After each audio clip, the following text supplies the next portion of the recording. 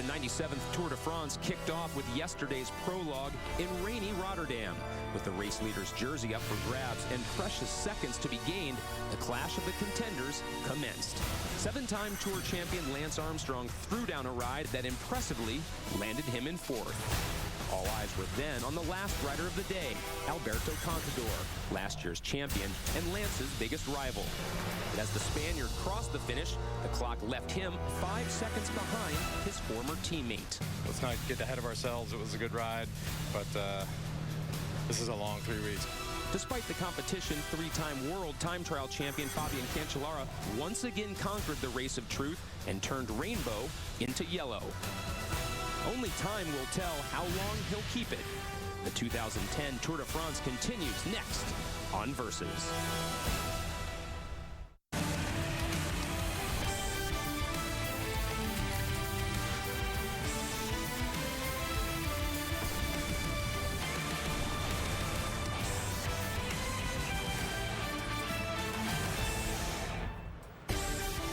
Begun as a 10th century fortress by a descendant of the great Charlemagne, the capital of Belgium plays host to a Tour de France stage for the 12th time. It's the most frequently visited international city on the Tour, and fireworks are expected at the finish yet again. A look at the King's Palace. Someone will be king of the road a few hours from now. Hello, everybody. Welcome once again to the Cadillac pre-race show alongside the incomparable Bob Roll. I am Craig Hummer, and speaking of fireworks, happy 4th of July, everybody, as America gets set to celebrate our nation's birthday. Yesterday, Bob, there were a couple cyclists who started some celebrating as well. Well, in Switzerland, they'll be celebrating the efforts put in by Fabian Cancellara. He's a great time trialist, world champion at the discipline, and he did not disappoint. The Baron Bear racing in number 13. He'll wear that upside down. Little superstition there, but no superstition on the machine. Fabian Cancellara was spectacular in yesterday's prologue. No one would be better. His time in even 10 minutes. Imagine the wattage he put out. But for most of the day, it was Tony Martin who had the lead. Tony Martin started the stage a little bit earlier. The rain was just starting to fall. He was a little bit lucky in that regard that it wasn't as slick as it was for a lot of the riders, but he wound up second on the stage. A great result for the young pro on the HTC Columbia team. I read a great quote, speaking of that, online today from Cancellara. He said, "They scanned my bike. I told them to scan me. I am the motor. These are the warriors of the watch, the men who did exceptionally well yesterday." And Garmin's rider, David Miller, a good ride for 3rd place. He's been having a great season so far this year, and that's your top 3 from the prologue. The duel between Alberto Contador and Lance Armstrong lived up to the billing. Lance Armstrong 3rd to last out of the start house, and he charged the whole way through. Lance has not been great in time trials since he began his comeback last year, but yesterday was an exception to that. He had a fantastic prologue time trial, 4th on the stage. Contador, a very good time trial as well, but just a little bit slower than Lance. He was 2nd, Contador was, in last year's prologue to Cancellara, so maybe a little bit disappointing to finish 6th this year, but that's a solid ride on a flat, very short time trial course for Contador. Belgium known for its harsh weather, so looking at the overall contenders, we're going to say there are a few who blew in like a lion. Blew in like a lion. Lance Armstrong foremost amongst them, 4th place on the stage. Levi had a very good ride in the top 10, 8th. Great to see Levi doing a good prologue. And Michael Rogers, winner of the Tour of California recently, he was 14th. He lost a little bit of time to Lance, but a good ride by Rogers also. One GC contender who did not do well was the time trial champion of Luxembourg, Andy Schleck. Andy Schleck did not have a very good prologue. You can see he watches the time and shakes his head in dismay. Very slow by Andy Schleck. Bradley Wiggins started early to try to avoid the rain, but the opposite happened. No, he got caught up in it and had a very slick road, shaking his head there before he ever got to the line. It's not the end of the world after only 8.9 kilometers to be a few seconds behind, but that's not the tone you want to set for these riders. Bradley Wiggins finishing in 77th place. Christian Van de Velde nursing some sore ribs. He wound up 92nd. I think we'll see him improve dramatically when we get to the mountain stages. Well, the Tour hasn't been back to Brussels in 18 years. Part of yesterday's prologue, however, Rotterdam's Erasmus Bridge is the starting point of today's stage. And when we come back, Phil and Paul will join us for predictions. The 2010 Tour de France pre-race on Versus is presented by Cadillac.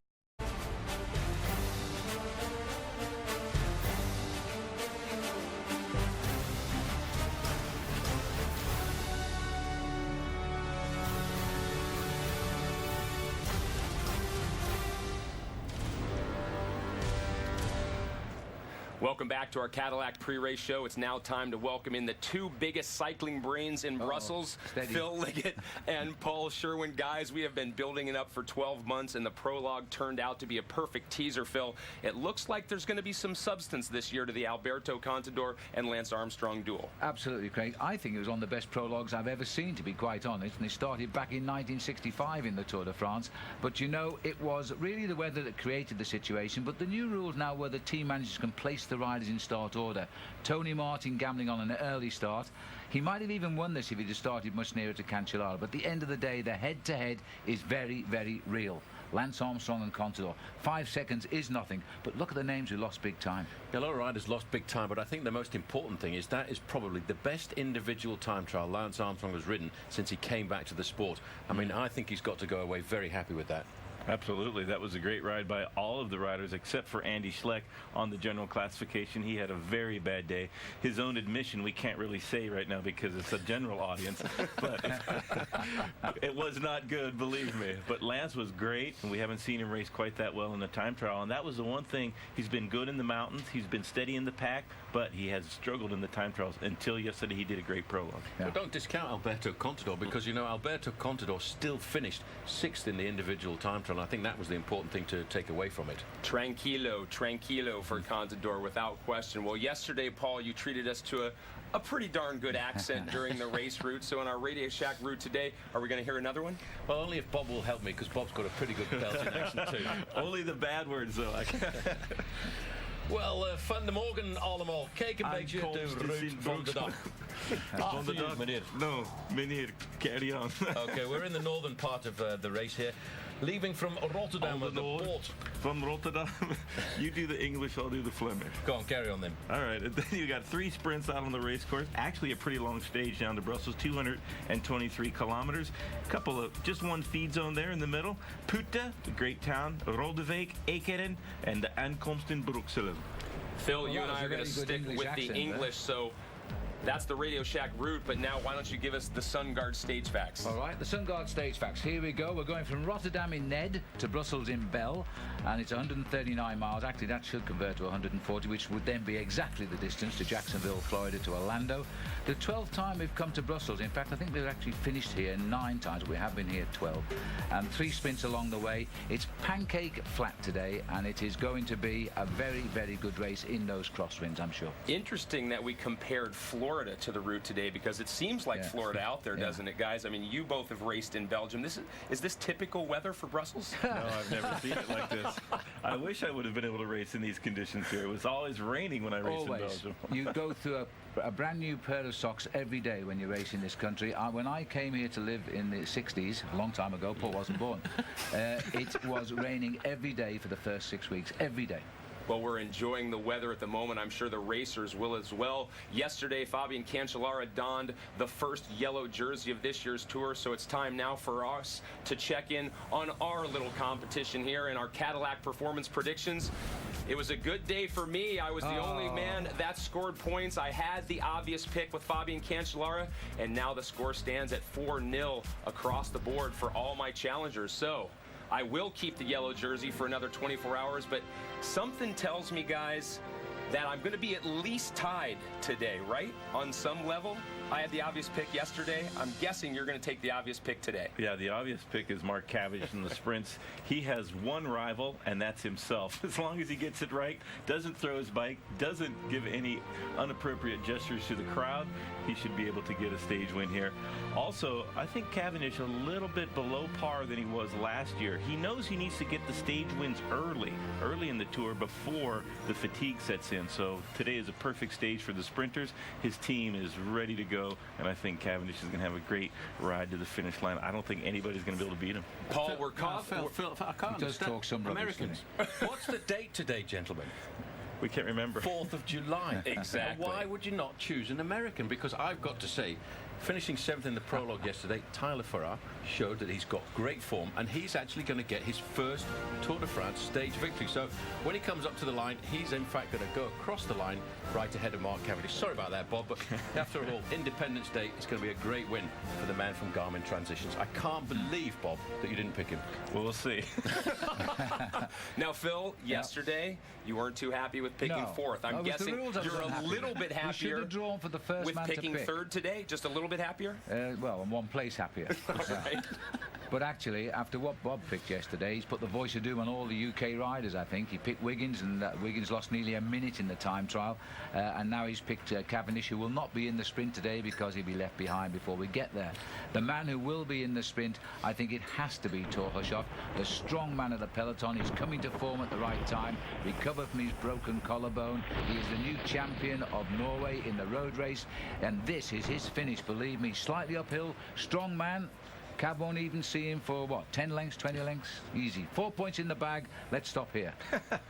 We all know that winning at this game is not doing well with the first pick, as I was able to do yesterday, and you're probably going to do today. It's doing well when you have that third or fourth pick. So I've rolled the dice. I'm picking the local favorite today, Robbie McEwen, the Australian, but he makes his home in Brussels, Belgium, which is only about an hour from here. He's actually won 4 different occasions on this exact finish line, which is in the Paris-Brussels one-day stage race. So I'm hoping the Aussie mate comes through for me today, and McEwen celebrates, perhaps not the win, but gets me a few points. Everybody expects it to be a bunch sprint at the finish, and the 197 members of our peloton will be lunging for the line momentarily. The 2010 Tour de France pre-race on Versus is presented by Cadillac. Could switching to Geico... The Tour de France is synonymous with yellow, and yesterday Fabien Cancellara became the first to don the golden fleece in this year's event. But today, another colour emerges through the leader's jersey's prism. Last year, the battle for the green intensified with each flat stage, and in the end, the god of thunder, Torhushoff, struck in Paris. But 2009 also laid witness to one man's dominance as the greatest sprinter to ever grace the streets of France. Win number 6 for Mark Cavendish. There's nobody can match the speed of this amazing kid. Mark Cavendish, yes, he breathed new life into the sport and became an unstoppable force. But a young American is plotting to disarm the Manx missile. Tyler Farrar made his Tour debut last year and often came close to causing an upset. Will he set off fireworks in Brussels and have his day of independence? Or will the British monarchy rule supreme? Stage 1 rolls out of Rotterdam next on Versus.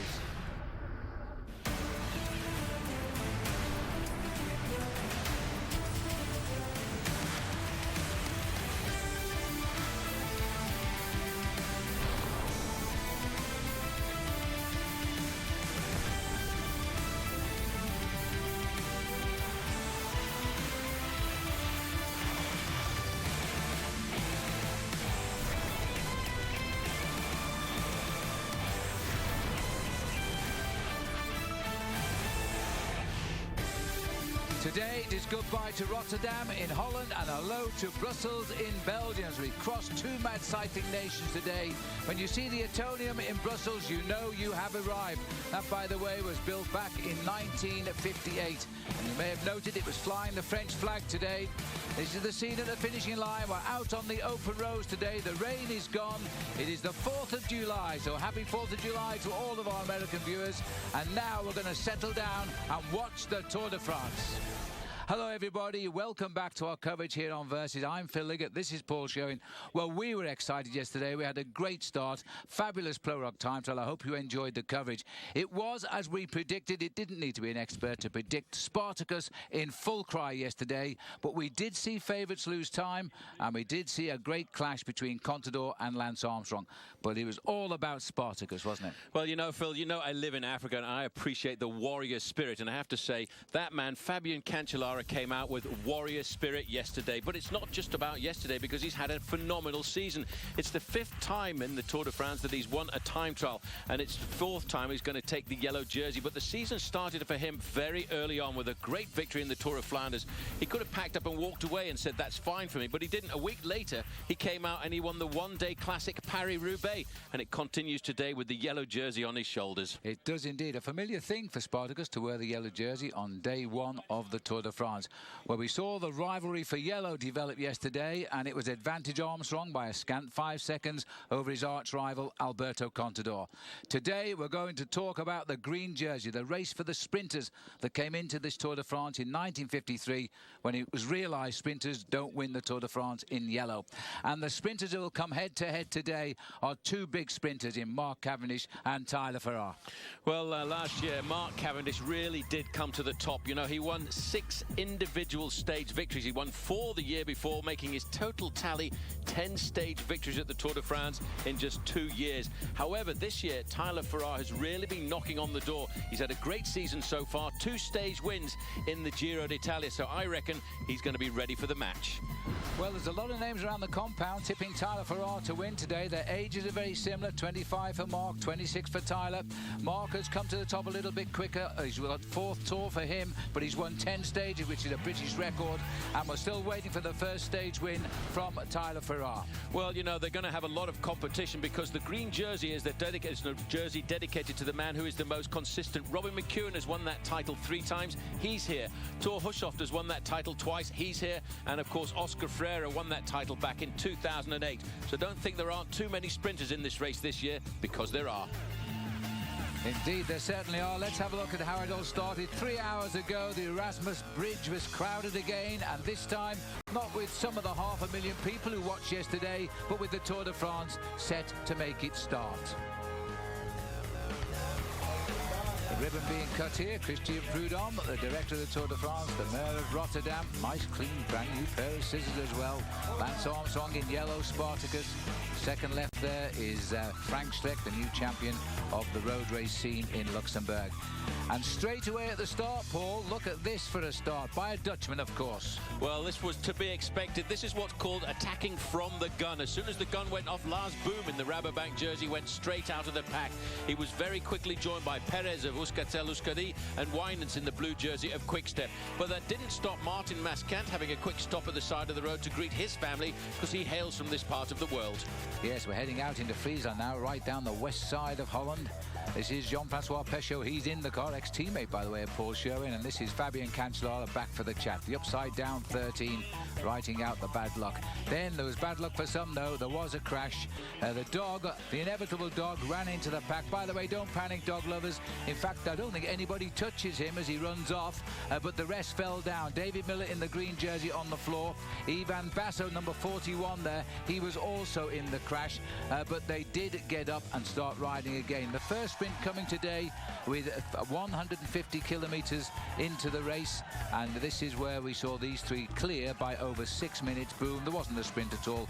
Boom taking it over Perez and Wijnants. Well, the man who most seriously was injured in that crash was number 41, Ivan Basso, the winner this year of the Giro d'Italia. In fact, one of the major problems he had was with his shoes. Unfortunately, he had a spare pair of shoes in the car, and it took him a little bit of a time to get himself back into the peloton and comfortable. Lots of windmills and wind turbines today around France, and all of our pictures coming to you as always here on the Tour in beautiful HD. If you haven't got it, I strongly advise you get down to your local dealer and enjoy these magnificent pictures. Let's have a look then at our Neutrogena Ultimate Sport weather report. 82 degrees today on Independence Day here in Europe. Slight wind of 6 miles an hour. I think they'll find it a bit tougher out in Friesland, and sunshine all the way. Yes, we're on the Tour de France leaving Holland today. Let's have a look at the situation. These 2 poor riders, you saw them crash. Well, you saw the remnants of what happened in the prologue yesterday. Cardoso has a broken jaw and a broken shoulder blade. He didn't start today. Matthias Frank, he also has gone out with a broken thumb, and that's a big blow to Cadel Evans there, I think. No, definitely very sad for those riders to crash on the first day in the Tour de France, and it just goes to show how precarious that course was. So only 195 riders left and only 19 teams of the 22 left intact, and that could be important, as you said, for Cadel Evans a little bit further down the road, because if he's going to challenge for a podium position or a victory, he's going to need every man to help him out. Yes, normally we would go for 5 or 6 days without losing a rider. We've raced for 10 minutes and we've lost all 3 riders from the Tour already.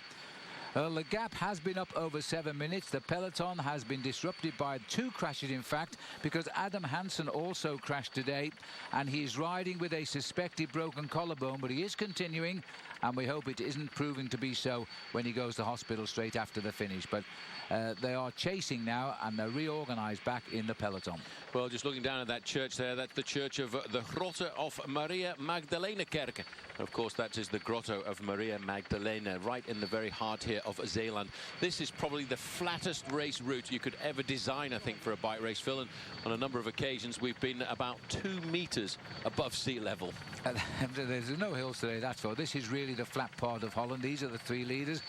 Just to update you on our little ticker graphic here, they're the coloured leaders' jersey and where they are positioned in the race. The red one with the R on is in fact Lance Armstrong, because for the moment at least he rides in his race Radio Shack colours. The breakaway then getting clear. Vaynant's here. It's his first Tour de France, and he's getting to know it quite well. Not surprisingly, he's a Belgian, and he's on one of the most popular teams in Belgium. He wants to get across the border first today. From Alain Perez, it's only his second Tour de France in the Euskaltel orange colours. It's the right colour to wear in Holland, though, because that's their national football colours. And in fact, Perez was eliminated from the Tour de France 2 days from home last year, and that was his first attempt at it. Lars Bohm, he's another rookie, but he's got talent, and it's all on his honours list. He's a former world cyclocross champion and a very, very good rider indeed. Well, the big wins that we were expecting on this stage to decimate the main field seem to have kept away, and I think a lot of riders, Phil, will have breathed a sigh of relief because of that, because in this part of the world you can get the wind howling in off the North Sea at around about 30 to 40 miles an hour, but this is an extremely rare day in the northern part of Europe to have a real mild breeze, and that's exactly what's coming in. We're not too far away from half distance. We've gone through the feeding station, but the riders still have 2 sprints, and those sprints actually come just almost right on the border of Belgium. And that yellow line isn't a mistake on our part, just above the ticket. It is in fact today's profile, and as you can see, there's nothing on it at all. It's a dead flat route today. The wind was thought to be the enemy today. The breakaway and the couple of crashes seem to have disrupted the peloton really getting down to business, and as a result they are still all together, and once they turn towards the finish in Brussels they will hit a headwind. Yes, and I think the difficult thing for any breakaways to survive is just coming onto the finish here, Phil, on the run-in. It was about the last 40 kilometres, and it was a blockhead wind for the riders coming in. So I think that will be a bit of curtains for the leading group of 3 riders. But they will continue to try and build on their advantage, but it's going in the wrong way as far as they're concerned, because it's gone from 7 minutes and 30 seconds down to just 4 minutes. We don't think it'll survive. There's an awful long way still to go. In fact, they've got something like 70 miles still to race, so that's a good cue for us. We'll see you in just a moment.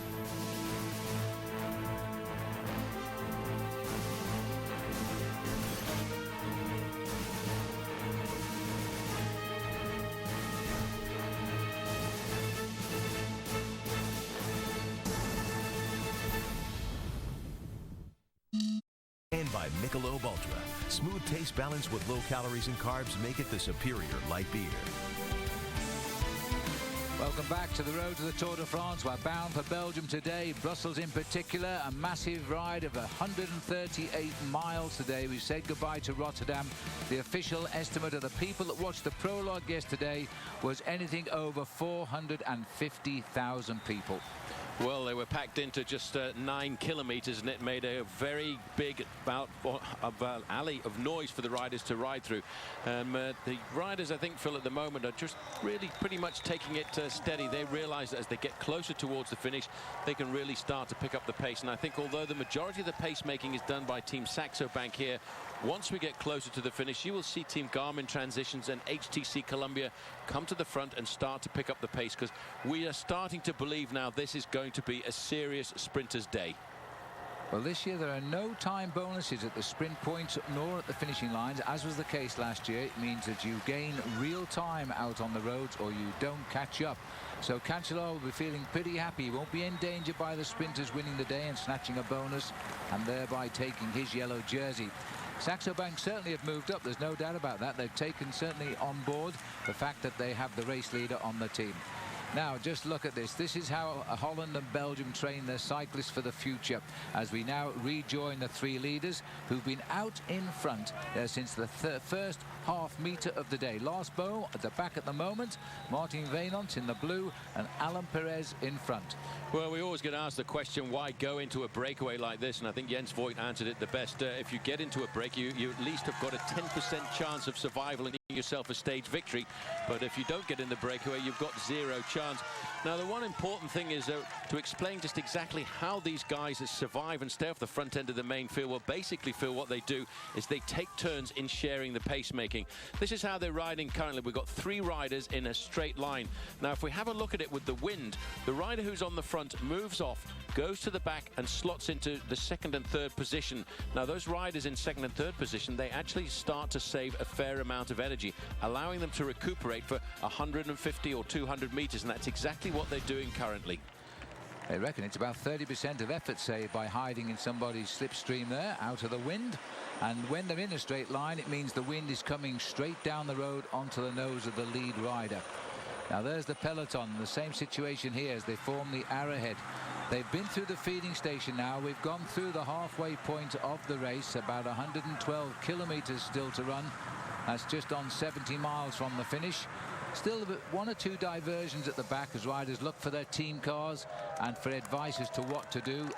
All of the pressure is today on Saxo Bank and our old friend Jens Voigt on the front, because they're riding for Spartacus to keep him in yellow. He wants to stay in yellow if he can, right the way down to the forest of Arenberg. He will have a hard time tomorrow, Phil, because those little climbs around the finishing town of Spa are quite difficult. But this is a great team, because Team Saxo Bank is a team of racers. They really like to get out there and give it to people. And I think they will look after Fabian Cancellara tomorrow to keep him at the front end of the main field. If you cast your mind back to when he won the opening prologue in London, a couple of days afterwards, when the race went back to France into Compiègne, he got himself a stage victory while wearing the yellow jersey. And I wouldn't be surprised if he's not looking to try and get himself a win while he wears the yellow jersey on the road into Arenberg. This looks like it's Nicholas Roach here, who's receiving an injury to his knee, so he may have come down in that nasty little crash with the dog.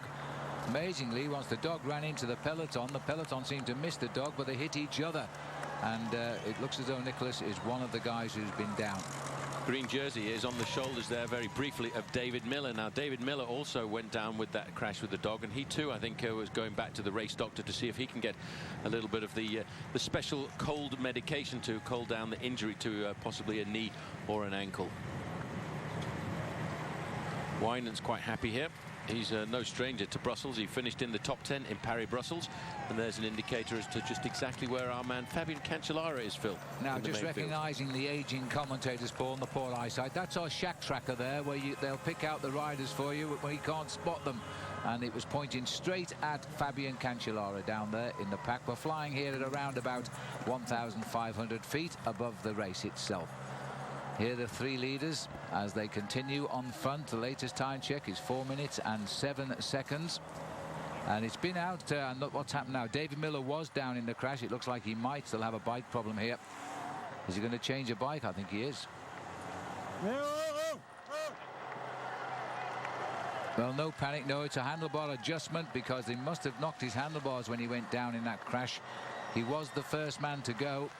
He rides in that green jersey, which is on loan, because the winner yesterday, Fabian Cancellara, he also leads the race for green at this moment. The second place man to wear it is David Miller, because he finished third yesterday. The white jersey for best young rider is on the shoulders of young Tony Martin, who for a long time led that prologue time trial yesterday, finally finished in second place. So Miller's got to get back in, quickly pedal back up to the peloton. He'll just go in and out of the vehicles, not allowed to stay in the convoy long, otherwise he will face a fine for taking pace. His team car will give him encouragement, and they'll be up there very, very shortly. Okay, well, there's the peloton, surprisingly not being ripped apart by the crosswinds today. have been diverted by the dogs and by this early breakaway.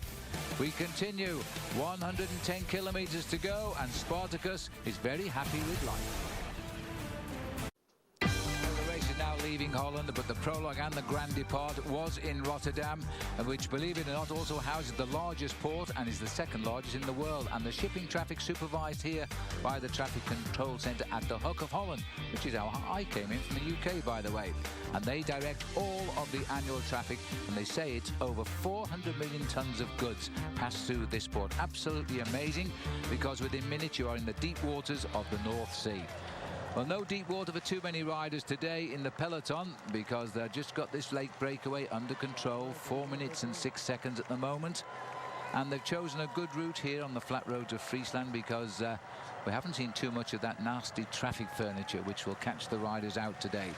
Left of our picture in the black is Stuart O'Grady, and just to remind you, those coloured jerseys are being worn today by Tony Miller in white, David Miller in green, Tony Martin, I beg your pardon, David Miller in the green, and the yellow jersey by Cancellara, the red jersey being the team colours of Lance Armstrong. So we can keep an eye on where he is.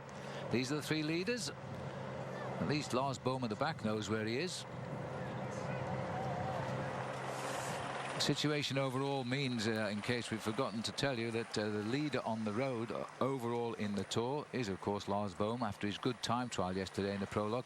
But Paul, looking at the results yesterday, serious losses, I feel, in a simple event by big names like Andy Schleck losing 1 minute and 9 seconds, and Frank Schleck losing 57 seconds. Wiggins, what happened to Wiggins? 56 seconds gone. Well, I'm not sure. I think Wiggins took a big risk, Phil, in trying to start in the early part of the event, banking on the weather coming in the latter part of the afternoon. However, I think Team Sky have got to understand that the weather is not exactly as predictable as they would have expected it to be, and the rain came down very early on, and in fact the last riders to start had better weather conditions and road surfaces.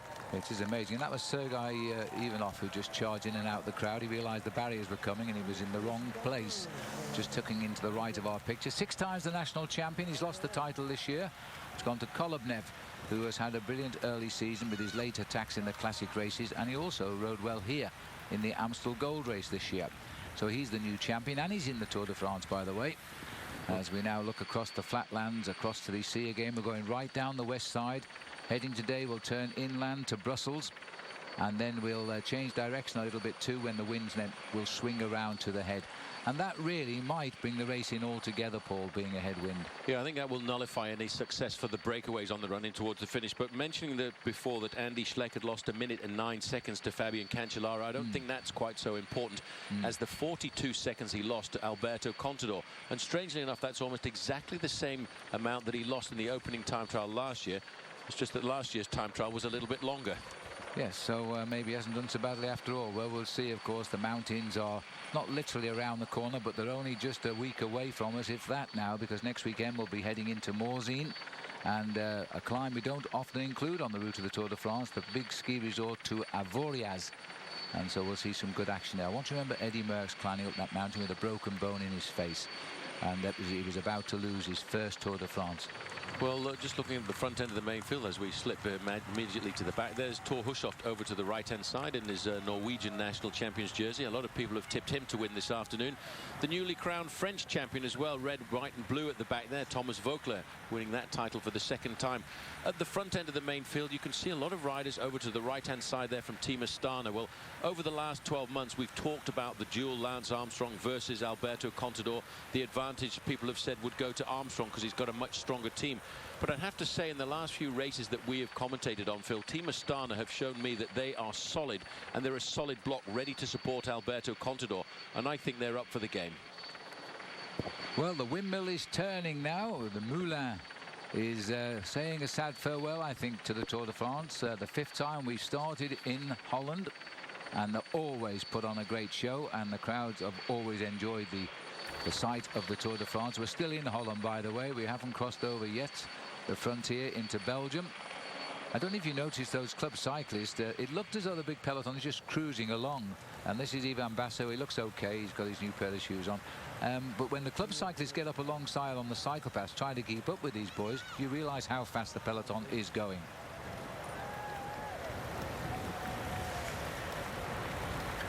4 minutes and 28 seconds, still a long way to go.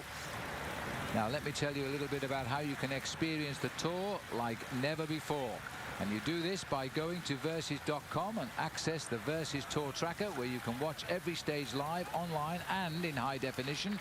You can also rewind, pause and fast forward every epic moment. Get real-time GPS tracking of the peloton, set alerts, your favourite riders. It's as close as you'll ever get to the Tour de France without a passport. Get the full Tour pass at the Tour Tracker for $29.95 and enjoy that. Available now at Versus.com. Back to the team car for the moment. This is Alan Perez, who almost got to the finish of his first Tour de France. Can you imagine being eliminated outside the time limit 2 days to go to the finish? That's what happened to him last year. And so he never got to finish his first Tour de France. Here he is, first full day of racing, and he's in the breakaway. He's going to get his own back on the Tour today, but still a long way to go.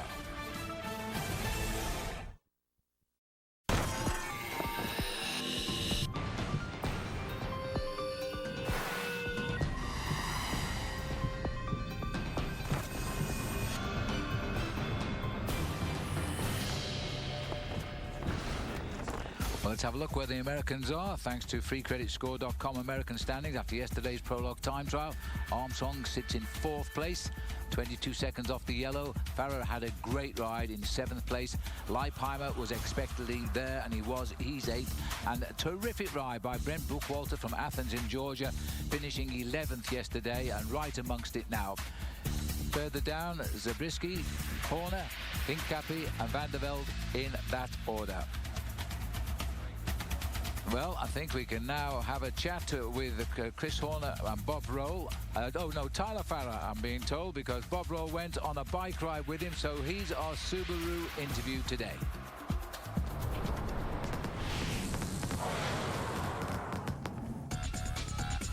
Tyler. Hey, Bob. Thanks for joining us for a ride. Pleasure. All right, let's do it. All right. Got my sunglasses. All righty. Nice. Yeah. Just in case. All right. Don't go too fast. All right. Don't drop me. See what I can do. Tyler, it's a long ways from Wenatchee to the Tour de France. Did you ever dream about racing the Tour when you were a kid? I mean, I've been dreaming about riding the Tour since I was about 13 years old, I think. So, you know, it's been something I've been always had my eye on. And yeah, last year getting in it for the first time was something of a dream come true. Absolutely. You had some very close calls there, and it seemed like you got stronger as the race progressed. A lot of top 5 finishes in the sprints, but it seemed like it really lit a fire underneath you. And after the Tour, you were just absolutely crushing Eneco Tour 3 stages, Vuelta stage, Vattenfall.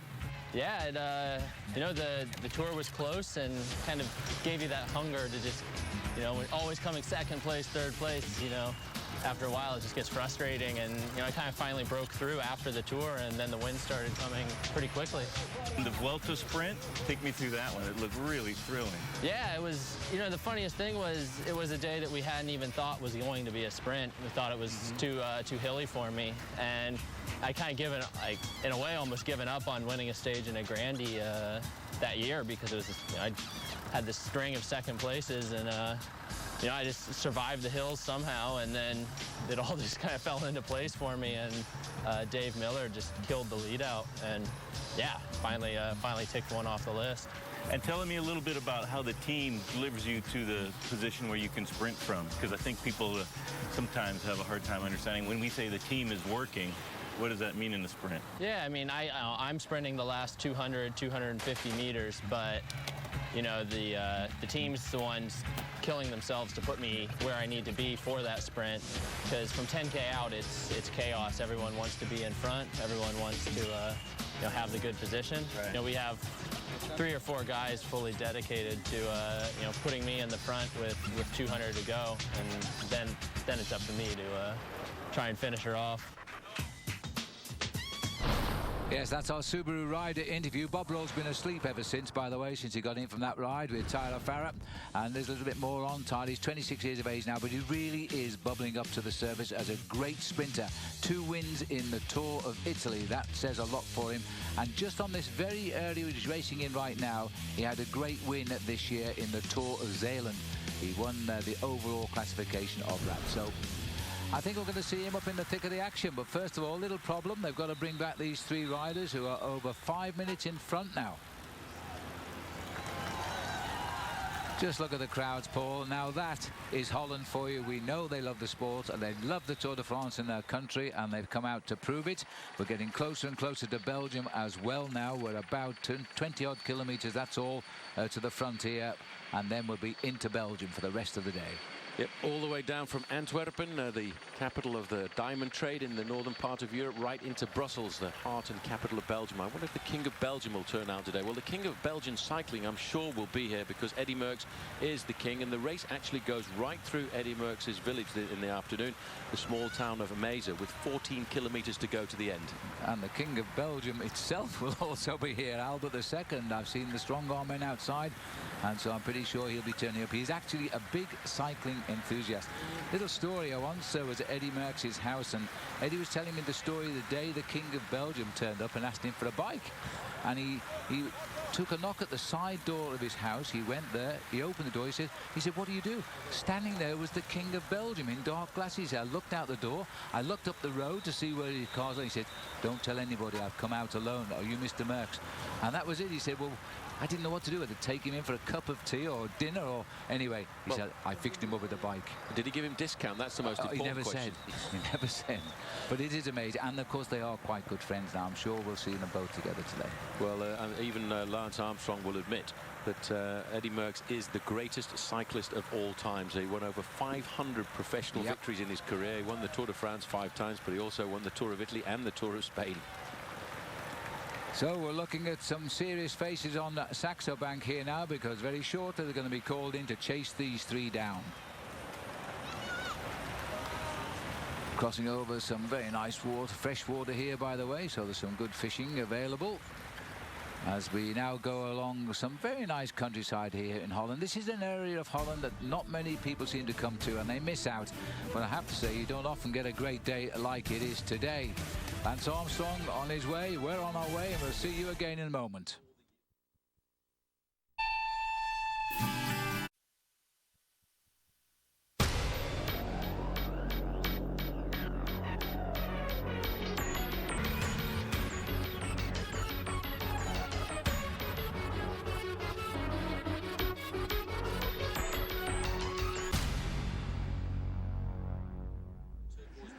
Well, there's a few of the ugly scenes of previous Tours de France. Fortunately, today we haven't had too many crashes. We have had 2, though, and we do believe that Adam Hansen, and this looks like Hansen on the front at the moment, is riding with a suspected broken collarbone. You can see the dirt on his shoulder on the right as we look, and he says it feels like the collarbone break because he's had a broken collarbone before.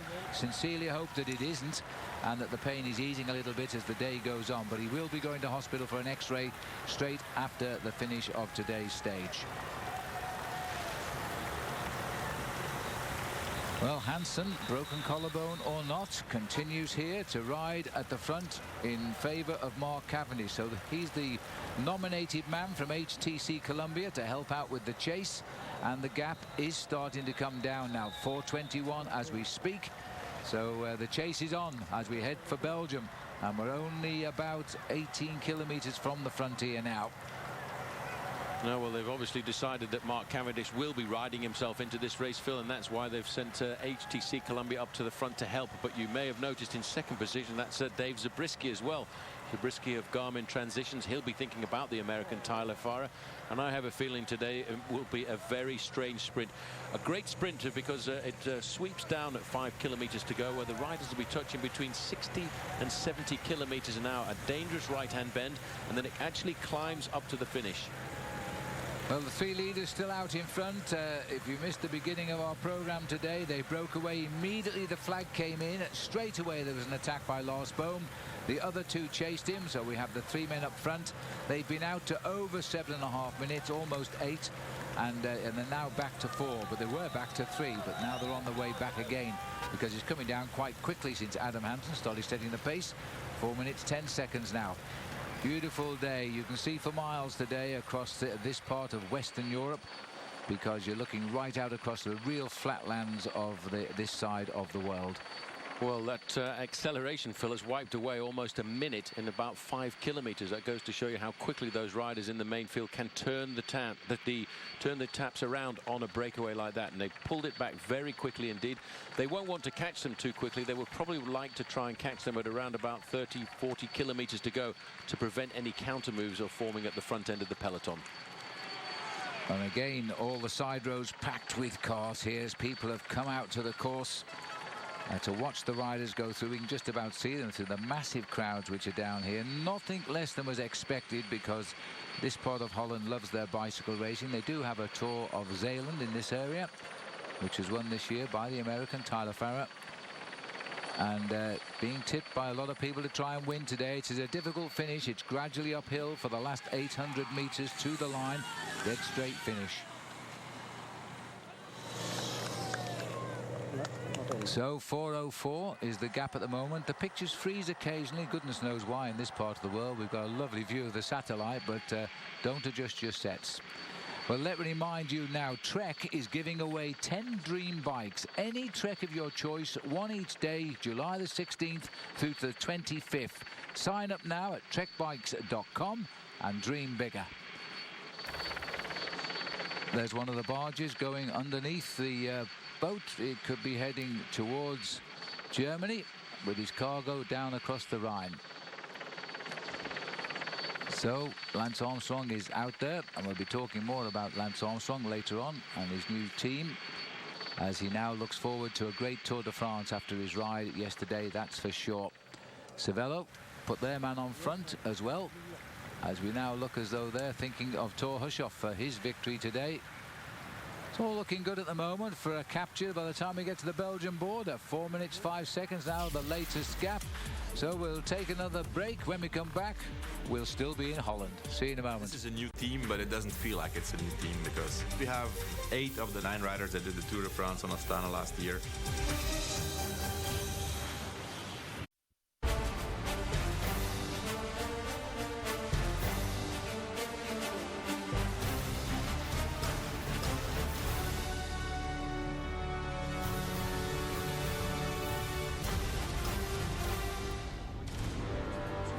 Welcome back. Yes, Team Radio Shack yesterday making its debut in the Tour de France. A brand new team on the block, fired up with some great rides, especially from Lance Armstrong, Levi Leipheimer and Andreas Kloden.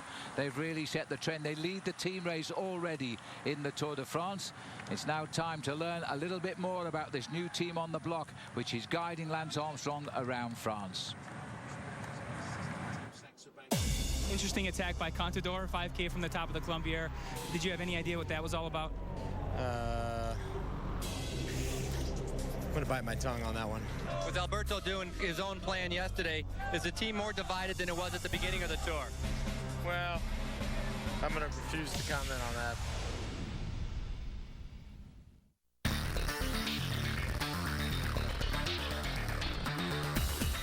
This is a new team, but it doesn't feel like it's a new team, because we have 8 of the 9 riders that did the Tour de France on Astana last year. And of course, we have, Lance, Levi, and Kloden. Those are 3 good guys to have to build a team around. We got the call at the end of the tour last year, and it was a bit of a shock to us. We're interested in pursuing a professional cycling team, so fairly quickly we put it all together. We had the management in place with Johan and his staff. We had the riders in place from the bulk of the team from last summer's tour, and really the rest is history. It's a new sponsor, and the sponsor is very involved, and that's a good feeling. You have a big company behind you, supporting you and wanting to be involved in what you're doing.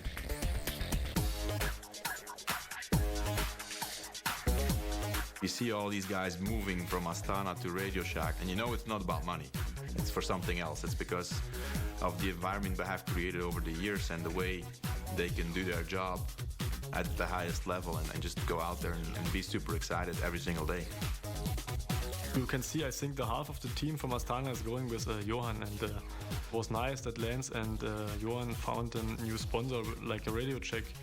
I think it says a lot about Johan, and I mean, he's meticulously built a well-oiled machine where, you know, everybody gets along. I mean, it's just a crazy strong team. It's ridiculous.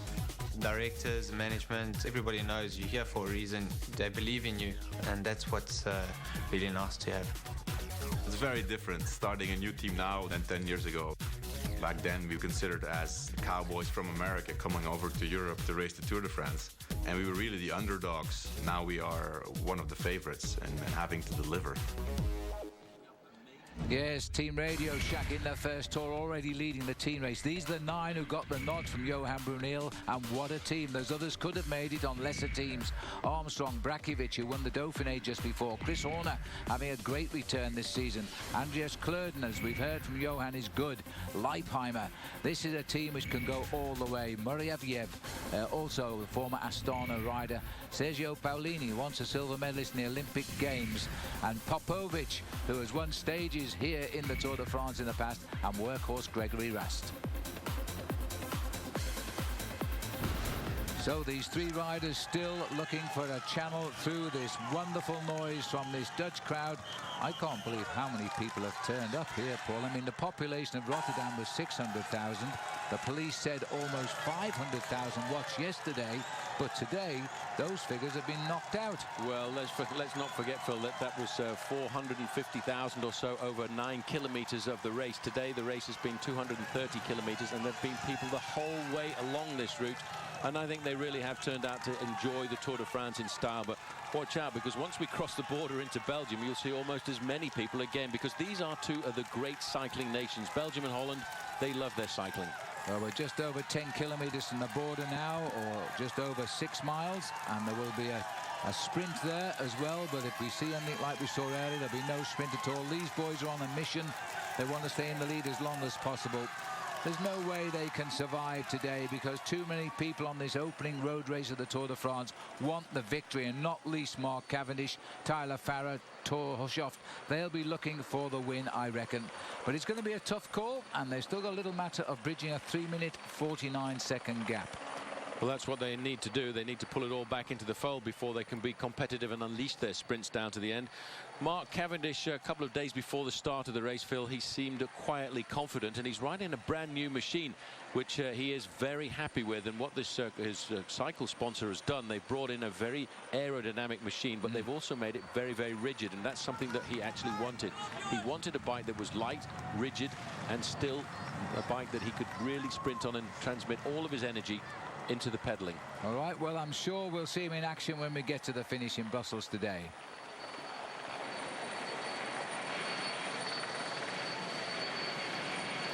There's a nice little bit of preoccupation around the back of the race today, and they're not finding the race quite as difficult as I thought they would today. Now remember, the Tour de France will of course continue live here on Versus tomorrow, and we'll be with you at 8:30 Eastern time. That's only 5:30 on the west coast of America, so do stay with us for the second full stage of racing, and don't miss either stage 3 on Tuesday morning at the same time Eastern, because that's when we're amongst the cobblestones of northern France.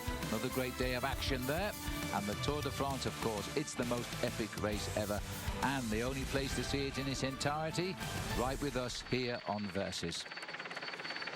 Well, in the distance is Belgium. We're getting close now. We are about 5 miles from the border, and when we get there we will go to a small sprint point, but again I don't think we'll see much of a sprint from those 3 leaders. Things going good for Cavendish and Tyler Farrar and Fabian at the moment.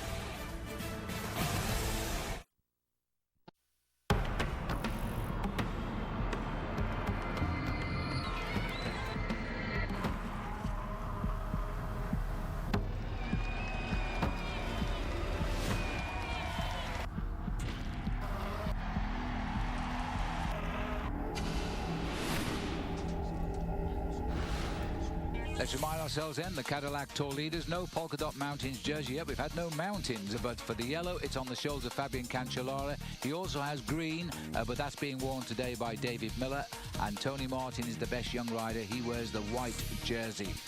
Well, one man hot tip to win today is Tyler Farrar. So let's find out what he thinks. He's now talking with Robbie Ventura. Tyler, you've had a great year thus far. Won stages in the Vuelta, won stages in the Giro. How much is this Tour de France? How much does the stage win here at the Tour de France mean to you? Well, I mean, this is kind of the big show. It doesn't get any bigger than the Tour, so like you say, it's been a good year so far, and hopefully we can keep the momentum carrying through the next 3 weeks. Your team has made some changes to help support you now. Who are going to be the key teammates that are going to help you through today's stage, and what are their roles? I mean, everyone on the team has a job. Everyone's chipping in today, except for perhaps Christian, who's saving himself for GC. But you know, my main guys will be Julian, Robbie, and Dave Miller. They're kind of my core group for the last kilometers. And the stage is finishing in Belgium. It's almost your second home, Belgium. How important is this run-in? Do you know the run-in, and how does the sprint shape up? I mean, I've never raced this run-in before, but I've certainly studied it a bit. And yeah, of course, racing close to home, it's always motivating. So, you know, I'm feeling good. My prologue went pretty well yesterday. It's a beautiful day today, so hopefully we can have a good stage. Thanks, Tyler. Good luck. Yeah, thanks.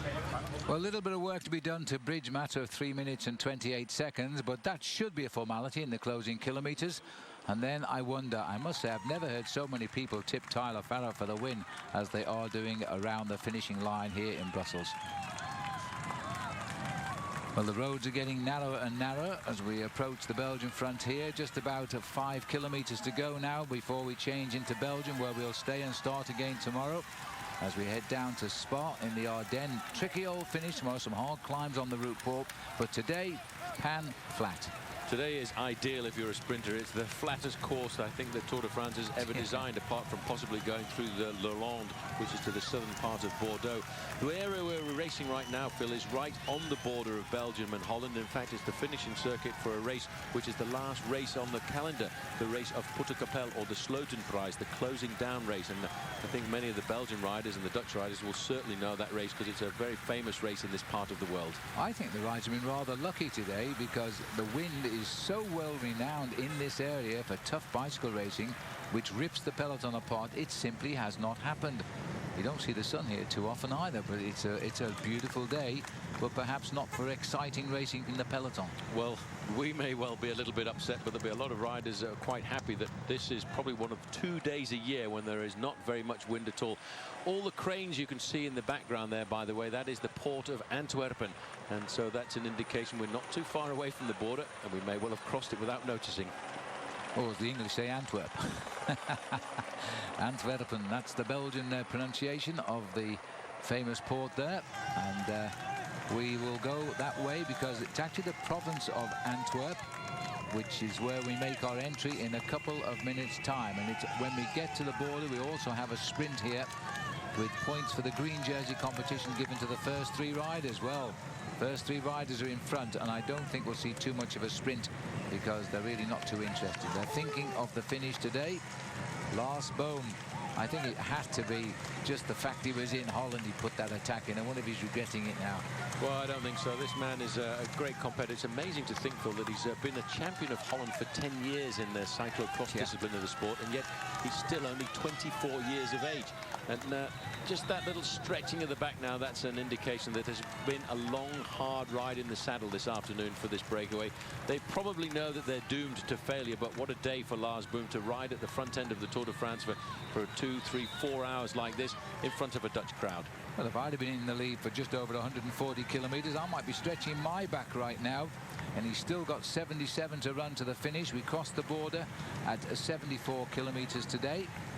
So we're getting close now. He's still got time for a smile. He's about to say goodbye to his home country and enter the neighbours department over in Belgium. Just finding them in the forest. That's also a problem in this beautifully forested area now. As we start to get through the border, we're about, let me see, just on 3 kilometres away. So we will take one more break and then rejoin us for the Tour de France as we leave Holland bound for Belgium.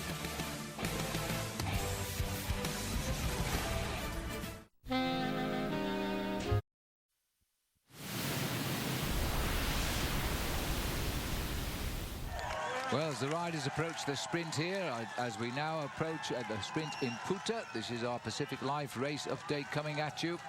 These three riders have been away throughout the whole race today. We've just crossed the border. Don't ask me where it was. There were so many people, I couldn't tell the difference, except I suddenly saw a traffic sign saying the Belgian speed limits for the motor cars. So we are now on Belgian roads, and a massive crowd continues. It's a dead straight road of noise, and it's been like this for the last 4 or 5 miles. Absolutely amazing as these three riders now push on. And again, no sprint there. They're more interested in first prize. Well, the crowd just goes on, and they'll speak the same language, of course, Dutch Flemish here in this part of the countryside, although we're entering into the area of the French-speaking communities now as we head towards the Ardennes tomorrow. And they have their own French and Belgian as their national languages in this country, French and Flemish rather. There's the three riders, and that's the result of the sprint. Vainens, Perez and Bohm. Little bit of service. This doctor, I must say, the doctor here has been incredibly busy here at the back pole all day. This is Perget, the French rider, on the Spanish Case de Pan, but it is a French bank team. And getting a little bit of treatment to his knee. Now, what can happen on a lot of these nervous stages, and despite the fact that these riders have bikes made specifically for them, what happens sometimes, you can get the gear will jump a fraction and you can bang the knee against the handlebars. Now, I think that may well be the injury that Perget was getting treated for there. But this is a phenomenal crowd that's turned out. We're now right onto the roads of Belgium and all the way down to the finish in Brussels now.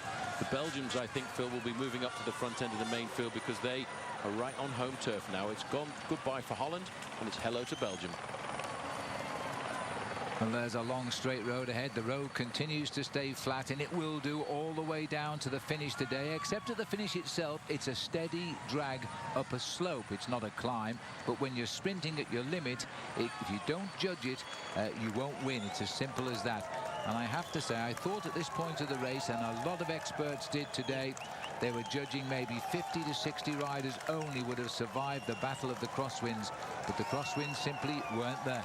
Well, you can probably count on the fingers of your hand how many days when the wind doesn't really blow in this part of the world. And these riders will be shaking their hands at the end of the day to say thank you very much, because we raced along the North Sea when there was no wind and it didn't split us to pieces.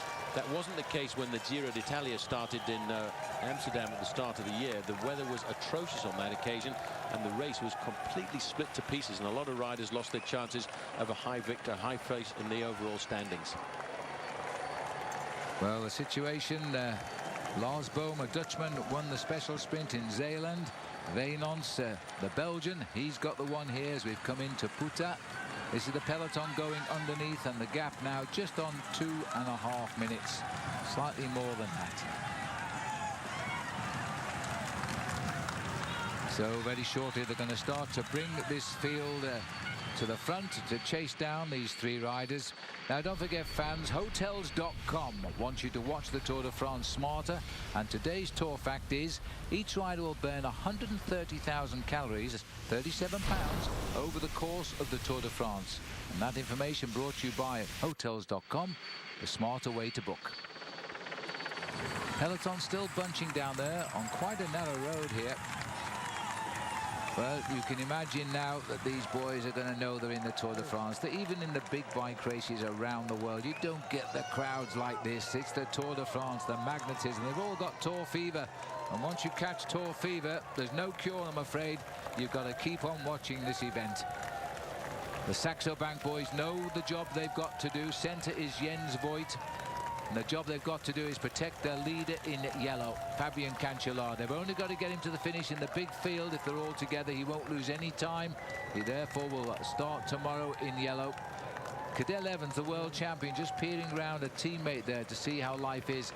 He's had a bit of a blow to his start to the Tour with the loss of Matthias Frank, who broke his thumb in a nasty fall yesterday.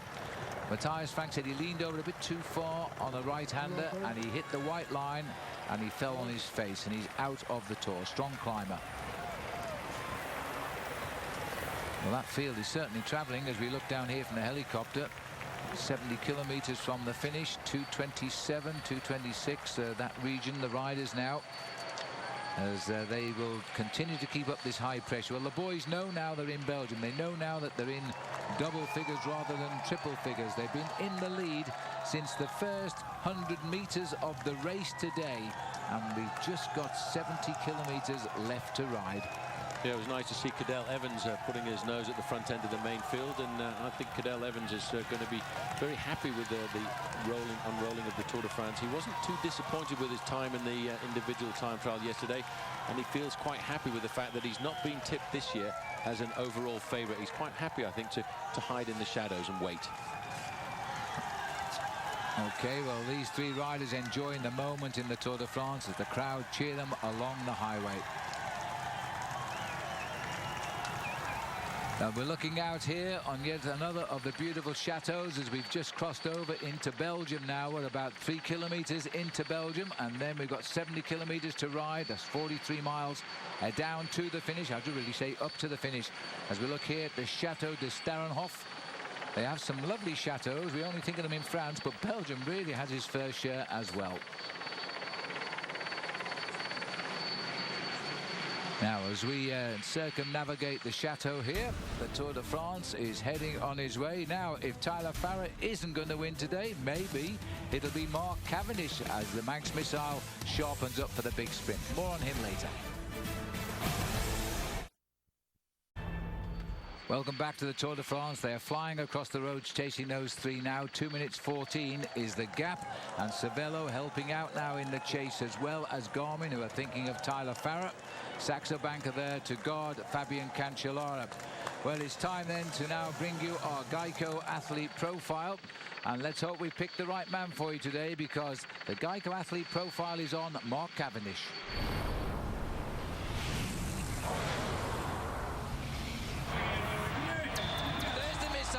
He's locked on. This is going to be a formality. There's nobody can match the speed of this amazing kid. I can't be beaten. No one can touch Mark Cavendish. Just want to race like juniors and I'll get results like juniors. Mark has a personality that I don't exactly know how to describe it. He says a lot of things I can't identify with it really, so I wouldn't be the best guy to ask about so-and-so's cocky comments. I think you see his passion for the sport come through loud and clear on and off the bike. I win without a team anyway. I don't win 100% of the time without a team, but with a team I win 100% of the time. People can say, you know, he gets the whole team supporting him, that's all he has to do is finish, but, you know, when you lose, when these guys have put so much in, it's a hard thing to take. A lot of people have said that Mark Cavendish is very brash.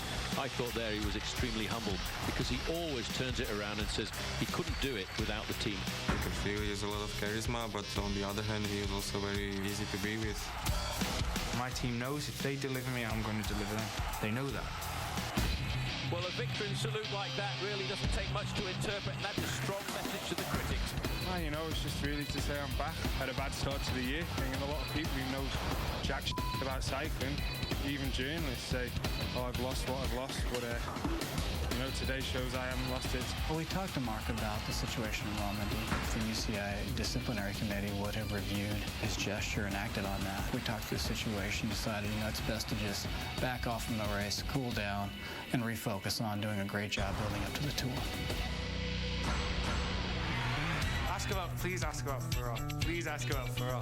At the end of the season when I stopped and then Farrar started to win a sprint, it's not because they were getting better, it's just because we weren't there. I just urged Tyler to go back and look at the first stage of the Tour de France, when he had me as a lead-out man, you know? And I dropped him from my wheel when I go, you know, because I went 100%. I'll just go, if he gets better, I'll just go 85% instead of 80%. Like, you get smack talk, you understand smack, you're growing up with it, you know, and it's kind of like fun. Well, that's our Geico athlete profile. I'll tell you, conceited, I'm not so sure. Confident, absolutely. Mark Cavendish believes in himself and will try to deliver again today. He's only 25. He runs in parallel really with Tyler Farrar, but he's won twice as many races as Tyler in their short careers, and he holds the British record in 2 tours. He's won 10 stages of this event. We'll see if he starts off today, but one thing's for sure, he's going to have to prove he is better than Tyler Farrar if they come shoulder to shoulder on the finishing line today, and it's looking looking more and more likely that that will happen. The gap is now 2:08 to the three riders who have led this race all day. Well, this has just happened as we look down from the helicopter. And right in the middle now, I don't know what would cause that, Paul. It may be the narrowing of the crowd. I think it was the narrowing of the crowd. A couple of riders just touching wheels. One rider who I did notice did go down there was an Astana rider, but they seem to all get up and get themselves back into the main field without too much difficulty. Well, the thing is, we've had lots of crashes when we had the Giro d'Italia here, which started in nearby Amsterdam, nearby to Rotterdam, by the way, but the weather was different. You're coming out of spring into early summer. The weather was bad. Today is beautiful, one of the nicest days we've ever seen in the Zeeland area, and we've now moved into the province of Antwerp as we now race towards the finish. So three riders still heading up, and the time is ticking off. 64 kilometers left to ride now for these riders, but the peloton continuing to put their one man at the front. HTC Columbia now throwing in a helper, and that's for Mark Cavendish. We've got Tyler Farrar's put a teammate up there as well, and of course Saxo Bank will always work because they've got Cancellara. Result of the second sprint was confirmed. It's 1-1 for everybody in the breakaway. Perez, Bohm and Venons, they've shared all of those sprints along the way today. Overall standings in the points, of course, it won't make much difference today. That's the points lead, will it? I don't think so. Big points on the finish line. 35 points for the first rider to cross the line, and that's where the sprinters will start to build their lead in the race to try and win the green jersey.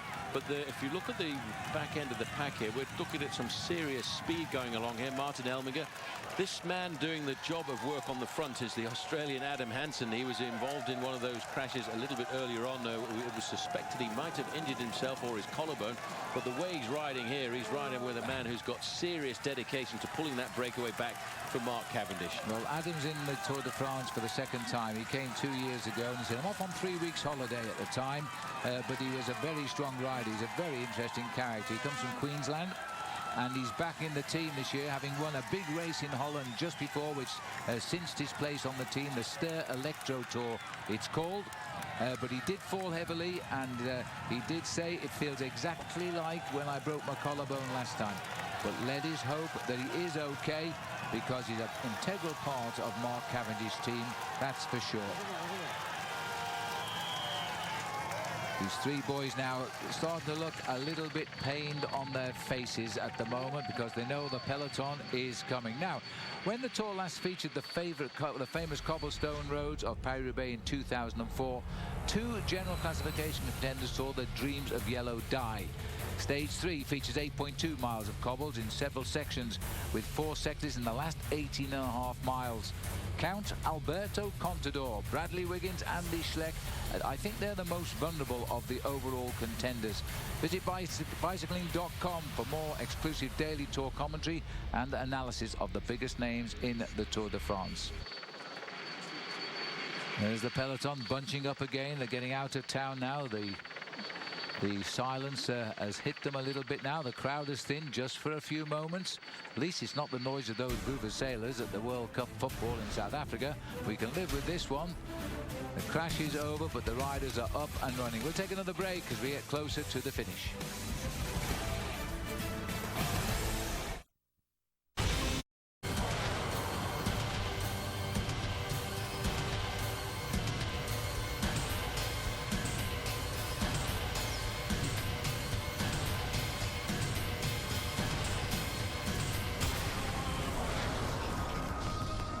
Inside 40 miles left now. Let's have a look at our Sun Guard stage summary. It all began with 3 riders breaking away right from the flag coming down.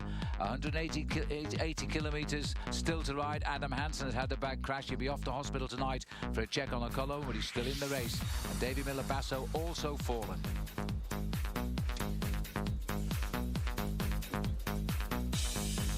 So the situation at the moment, these 3 riders are still clear, but the gap is coming down all of the time, and it's got to come together, Paul. It's got to be a sprint. Well, the big thing against the success of the 3 men in the breakaway, Phil, is the fact that they're going to start to turn now into a very strong headwind. The wind has not been that strong all day, but when you've been riding at the front of the race for 4.5 hours, it really does make it very difficult.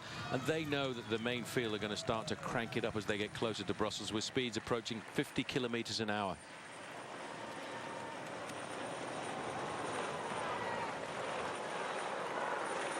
Well, we're on the edge of Antwerp itself here at the moment now, but in the distance we'll soon begin to see Brussels and the big top of the finishing climb there, which is going to be very difficult for the sprinters to judge it. But first of all, they've got to catch these three riders.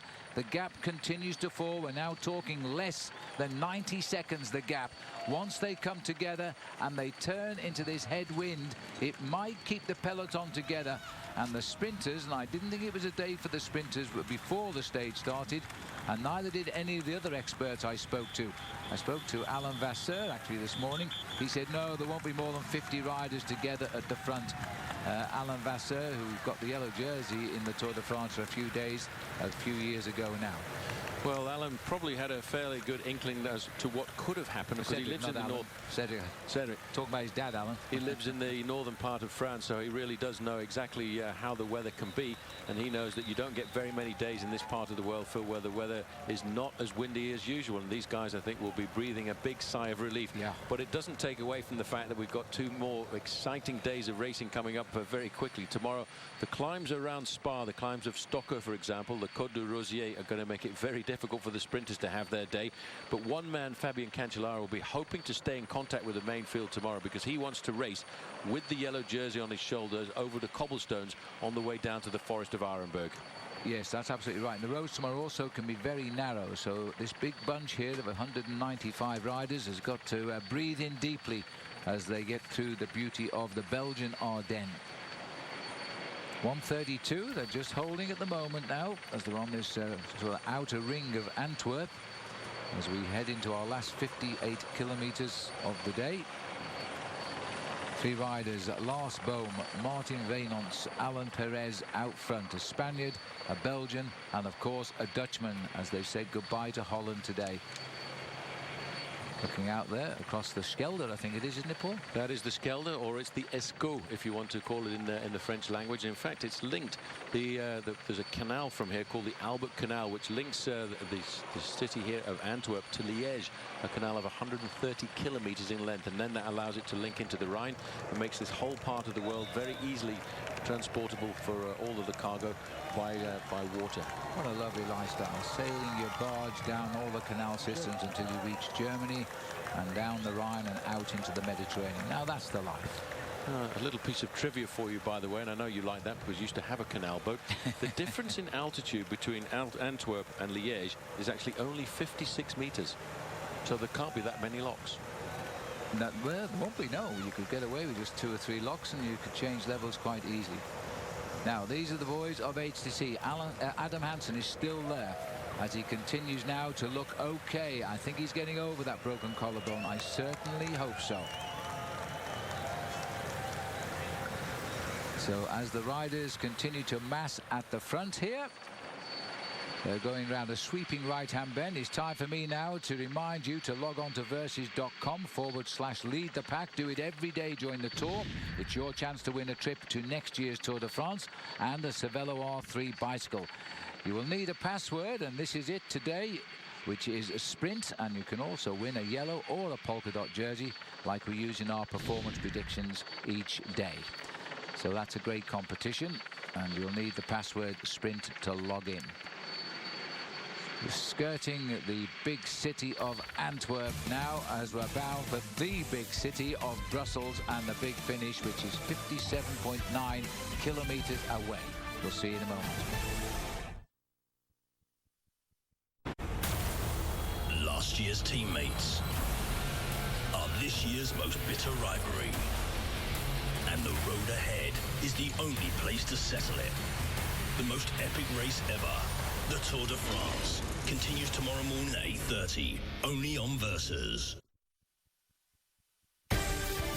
Well, welcome back to the Tour de France. Yes, conceived as a result of the North Sea flood, the new waterway surge barrier is designed to protect those along the banks of the new Waterweg. In January 1953, high tide, severe storms raised water levels by 18 feet, which resulted in the death of over 1,500 people. So looking out on what is the River Schelde here now, which links up with the canals which take you to the River Rhine on the other side of France. It's a wonderful way to travel, believe me, but with many big rivers and canals here in Europe, they are used commercially, unlike the lost waterways of some of the countries. There's the peloton skirting around the dock edge here. Well, they've found the crowd again, Paul, as we get back into here around the port in Antwerp. And the peloton, they slowed down just a little bit out on the open highway there. They started to chop into that lead, but it's holding at 1 minute and 39 seconds and moving slightly ahead. As we speak, the rider's still a little bit preoccupied, dodging these barriers in the center of the road. But they're getting away safely, and that's all that matters. We've had 2 crashes today, though. Adam Hansen waiting to go off to hospital for an investigation to make sure that he hasn't broken his collarbone. And also down on the ground today, David Miller, and another pre-race favourite for overall in Ivan Basso, the winner of the Tour of Italy. He had enough of a bashing when the Tour of Italy started in Amsterdam this year. Now he's come back again in the Tour de France, and he's been on the floor again. Just a little bit of bad luck, I'd have to say, for him. But this is another reason why, Phil, you have to ride at the front end of the main field, especially over these opening stages, because everybody's extremely nervous. Everybody's trying to battle for those first 15 to 20 places to make sure that you've got a good view of the road up in front of you. These guys have actually started to stretch out their advantage once again. They've pulled it out to 1 minute and 43, but I think that's really just a question of delaying the agony of their survival at the front end of the main field, because there are so many teams at the front end of the main field want to pull this all back together. I think we will see and have our first big bunch sprint of the year at the Tour de France anyway.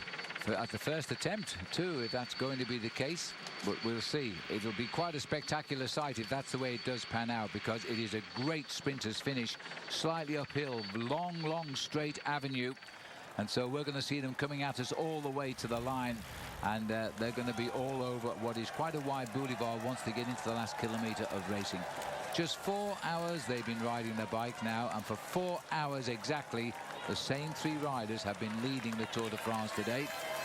We're now down to 1 minute and 4. Well, I should say we're now up to 1 minute and 48, Paul. We're going up again.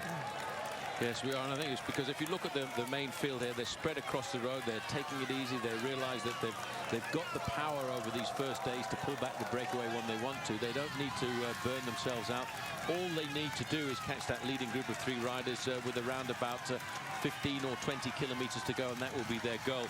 Just sitting at the back end of the main field, a quick glimpse there, and that's the rider from Team Radio Shack, Levi Leipheimer, just disappearing out of view. Where he wears number 25. He's a rider who also rode a very good individual time trial yesterday.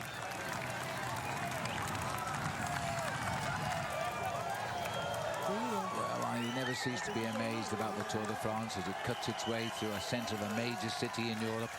It is incredible what they do with the traffic and how they accommodate the thousands of spectators who just stand here and applaud politely and shout as well, yes, but they're so orderly. It's an incredible sight, and it's why the Tour de France is what the Tour de France is.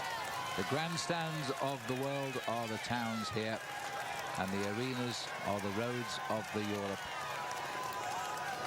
Dave Zabriskie in the centre there, and all in pursuit of the 3 leaders. Now, let me remind you once again that Versus has teamed up with Map My Ride to present the 2010 Aquafort Le Tour Challenge, which benefits the American Diabetes Association Tour de Cure. The Le Tour Challenge is your opportunity now to ride alongside Lance and the other top pros in the 2010 Tour de France. But don't worry, I am talking virtually, so sign up today at mapmyride.com/TDF and enjoy that as well. So the Tour de France is still struggling. Well, it's not really struggling, is it, to cross Antwerp? But very soon we're going to be heading for the big finish. But they've still got to work out how to bridge 2 minutes to the 3 leaders.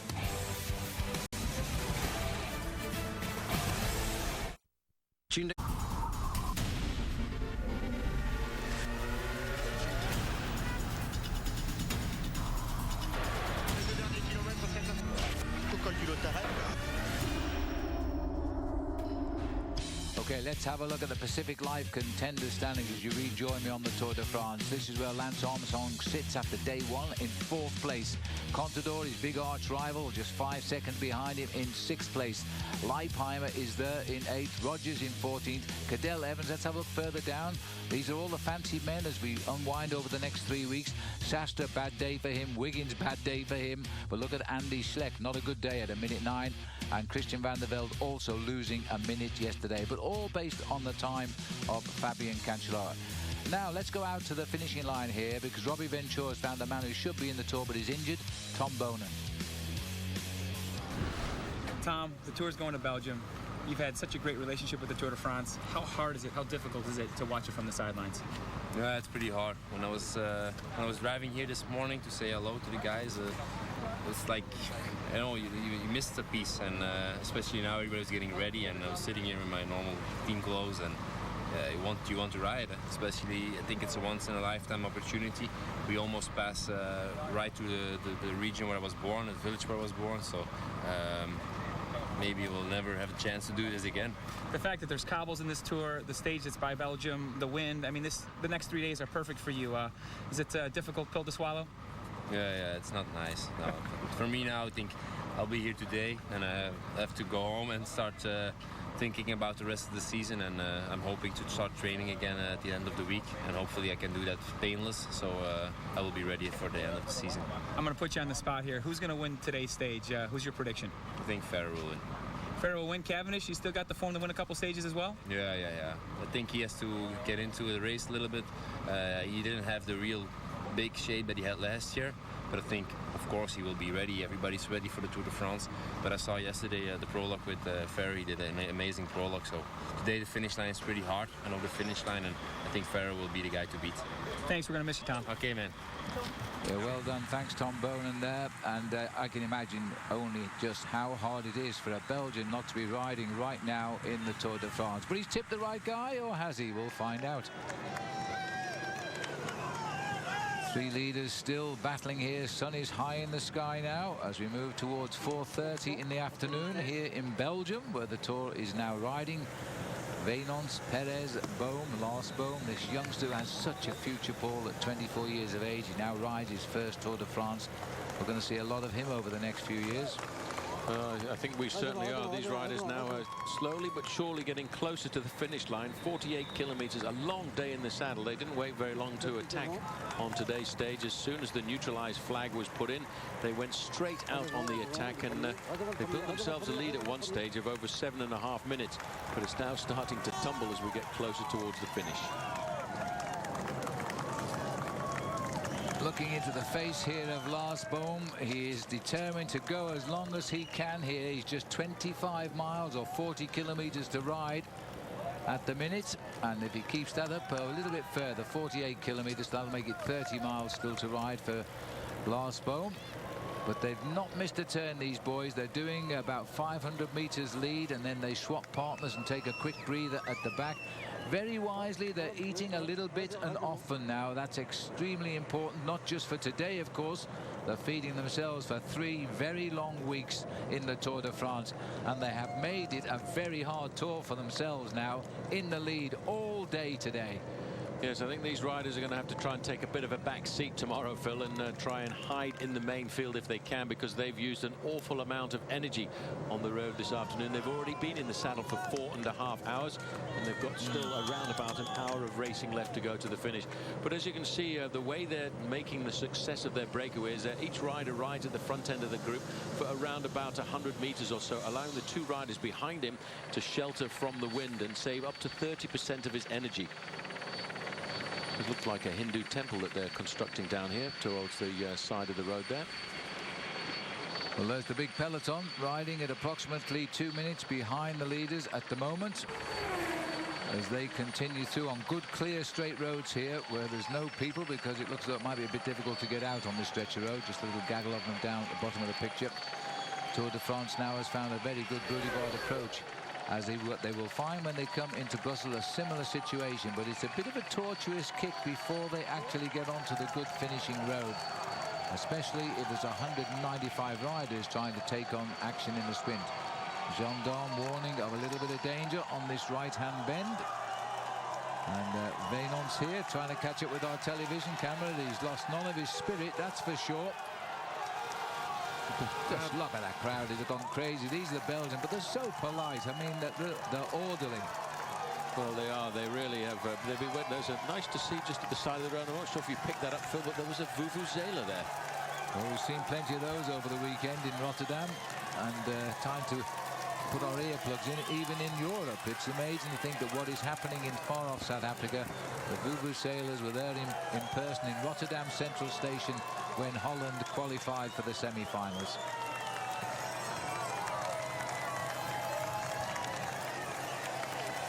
Just looking at the peloton, a lot of Astana jerseys down there too. The jerseys of Alberto Contador, always keeping their leader out of trouble. But this stage turning out to be not quite as dangerous as everybody thought it would be. And the peloton, sooner or later, I promise you, will come together. Or will it? We'll see in a moment.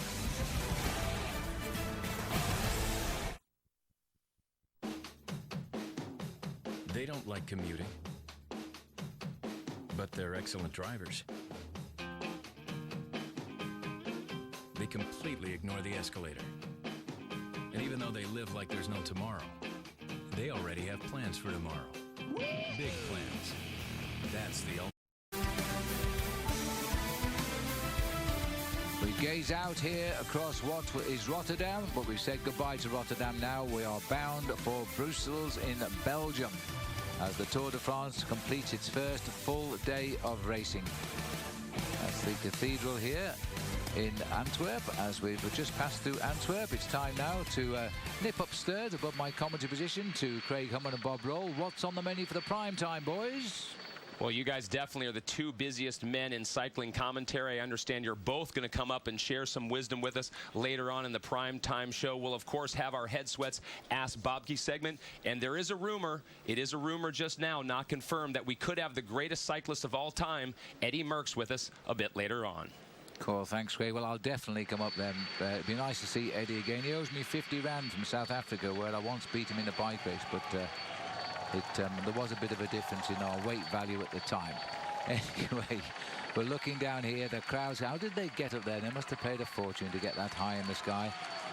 Health and safety would have certainly had a part to play in Britain, but we're in Belgium now, as they get the best view of the Tour de France down there. And what a view that is too, a massive crowd.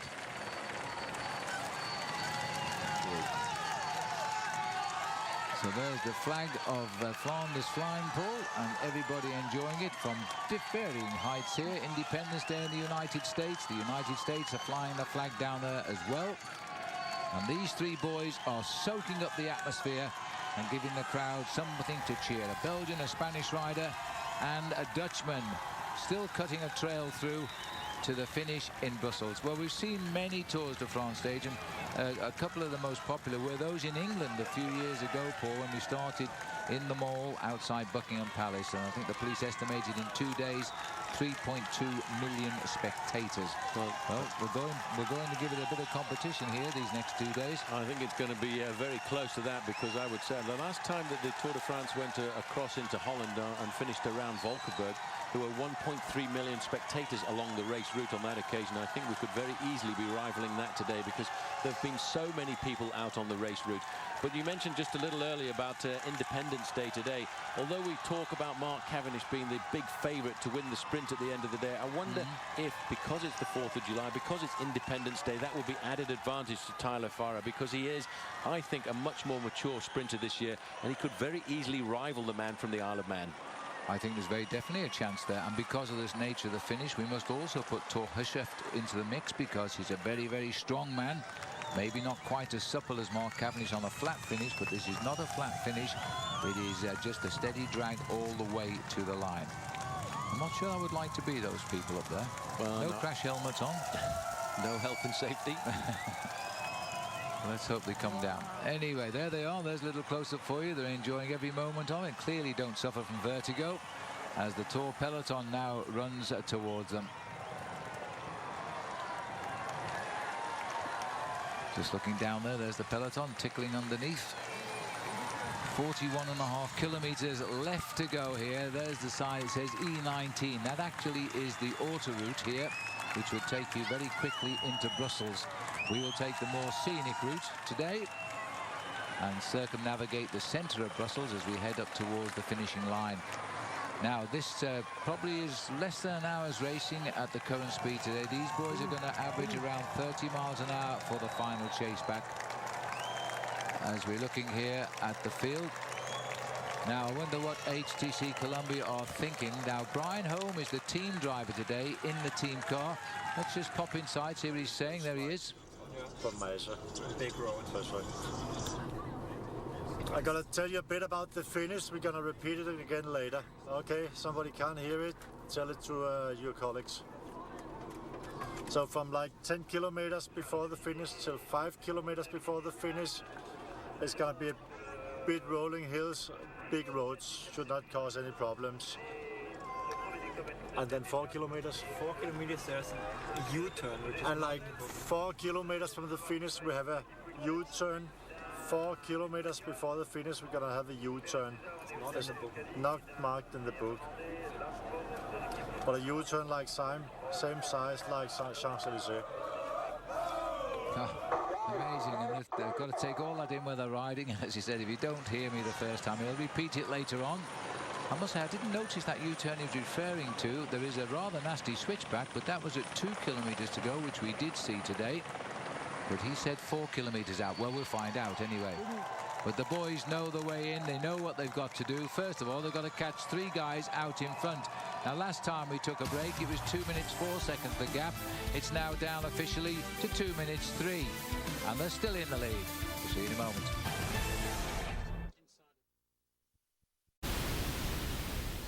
Let's have a look then at our race update, brought to you by Pacific Life, the power to help you succeed. As we look down on the peloton here, still looking for 2 minutes and 2 seconds to bridge. I think they're waiting, you know, till the roads get wider. We heard Brian Holm instruct the riders about 14 kilometers out. The roads become very wide, and that's when they might start the chase down to bring these 3 riders back into the fold. Well, one man who's ridden the Tour de France on 9 occasions is Frankie Andreu. And he is out on the course. I'm not too sure where he is at the moment, but he's enjoying the sunshine. I think he's found himself in one of the villages. The Tour has finished in the city of Brussels 9 different times, and the last time was in 1992. That was my first Tour, and on that day, I remember there were a few sections of cobbles trying to get to the finish. Right now, I'm standing 10 kilometers from the finish in the town of Mesu, which is the hometown of Eddy Merckx. Now, Eddy Merckx's factory is nearby here. He makes Eddy Merckx bicycles, which sponsors the Omega Pharma Lotto team. The 5-time Tour champion is being celebrated with the 65th birthday, and the Tour is acknowledging that by passing right through his hometown. Lots of partying going around here, so from all of us at Versus, we wish him a happy birthday.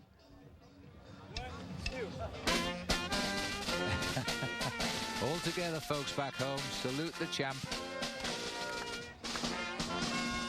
Doing very well. You can almost hear the words in English there. Yes, the town of Mesa. Eddy Merckx has got his house there for sure, and enjoys the spectacle of the Tour de France today going by. Field at the back here, just not really too concerned with life at the front, but the gap has suddenly started to come down. It's reversed to 1 minute and 52. I thought they were waiting here. Now this is Eddy Merckx on the left here. The King Albert is here now. As Eddy is a real friend of the King here and having a long conversation with him. The race itself going past Eddy's home in Mesa in the last 10 kilometers of the stage today. Celebrations all round. This year, Eddy Merckx was 65. I think it was June the 17th, was it? Correct, spot on. Yes, he was 65 years of age on the 17th of June. But if you talk about somebody who's been a great ambassador for the country of Belgium, Phil, you have to say that Eddy Merckx has been. And he's regarded and renowned around the world. I think he's actually Baron Merckx, isn't he? He will. He's got the highest honours possible, I know that. Yep, he really is. And he's an incredible character, so humble when you get a chance to meet him. I've been out for dinner with him on a number of occasions, and if you go out for dinner with him to a restaurant in Brussels, it is quite amazing because everybody knows exactly who Eddy is. He's an absolute superstar. A-class celebrity in Belgium. He really is. And a nicer man I don't think you'll meet. He wasn't very nice on the bike. He won everything. And I once said to him in an interview, I said, Eddy, why did you win every race? It was so boring for me as a journalist reporting you winning everything I went to. And he said, because the people paid to see me win, and I wouldn't let them down. I think it was 525 individual victories as a professional athlete, and that really is remarkable. Yeah, yes, indeed it was. 34, inside 35 kilometers to go, and this is the King of Belgium, Albert II here. And Eddie Merckx is explaining now about, I think this is something new which Eddie is doing. They're limited editions, and the King is being given one here, but they will be for sale. They're very limited, and they're numbered after his number of victories. There's one called the Art Book 525, representing 525 wins. And I think they are selling for around $1,500 a time. And there won't be many of them, and I'm sure they'll all be snapped up. Back out with the action here now, because you've got Radio Shack out on the front as we're looking here. Now, we've heard Brian Holm once, and I think we can nip back into that team car again. Let's see what he's got to say this time.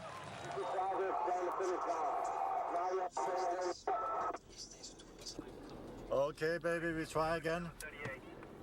So from 10 kilometers to 5 kilometers, big road, rolling hills. Nothing serious, big roads, rolling hill.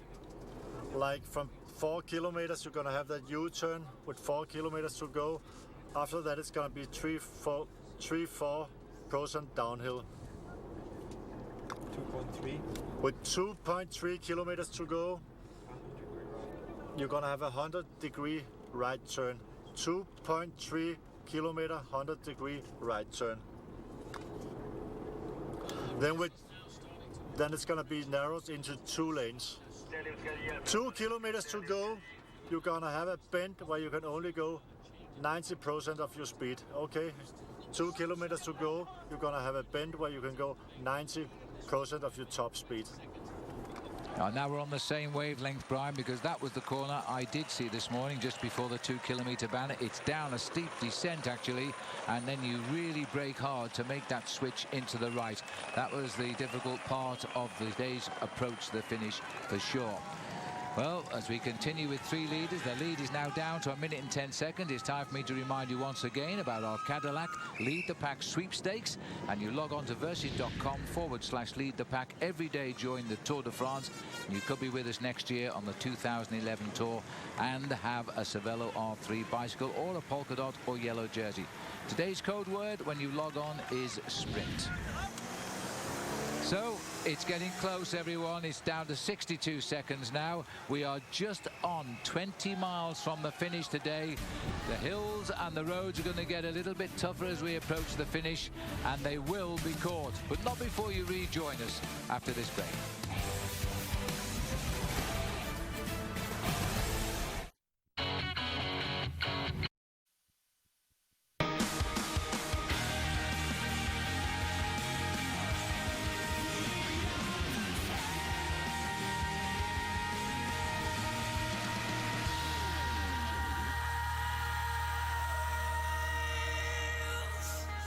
Welcome back. It's stage 1 of the Tour de France, the first full day of racing. Take a look over the shoulders of these 3 because you'll see the peloton.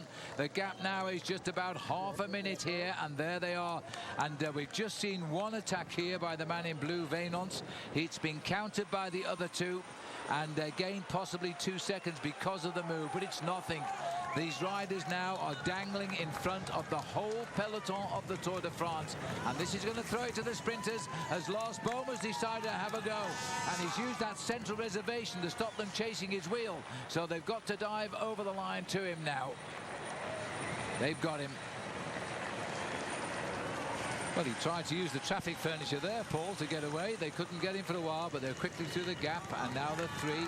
It gained them no time at all. It's still just half a minute. I'll tell you, it's a long time, Phil, since I've seen a breakaway like this, just about to get caught, holding on to 30 seconds and throwing attacks at each other like that. Normally, when it gets to this point, at 30 seconds advantage after a long breakaway, you're pretty much ready to give up the ghost and wait for the main field to catch you. But these guys, they just want to stay in front for as long as possible on what has been a great day for the spectators. It looks as though they may be surrendering now, though. 28 seconds to go, but it is the Tour de France. They want to stay out front for as long as they can. We switch into these narrow streets over these little sections of cobblestones. Frankie Andreu did know something that we didn't know, because there was a bit of cobblestones there as we approach the run up to the finish today. We're going to see what happens now. That looks like Oscar Freire down the back there, but we're still with the leader, so it's Lars Bohm. And what's happened, the back tyre, I think, just went down on those cobblestones. He's going to have to change the wheel. Or is it Oscar Freire? No, it is the back. It is the back. The camera, I thought it was Oscar Freire who did have that. And off the front goes Wijnands. And this time, no reaction. But when you're Belgian and you're in your home country, you're going to give it your last shot in the pack. And there he goes. Martin Wijnands has gone. This is how it happened. And this time, no reaction from Perez. He's had enough now, and no reaction from Lars Bohm, who thinks that the peloton are coming and there isn't much point. But when you're on Quick Step, the best and most famous team here in Belgium, you're not going to give up. They're going to have to come to you, because you're not going back to them. First Tour de France, soaking up the atmosphere, in sight of the finish, but can he get there?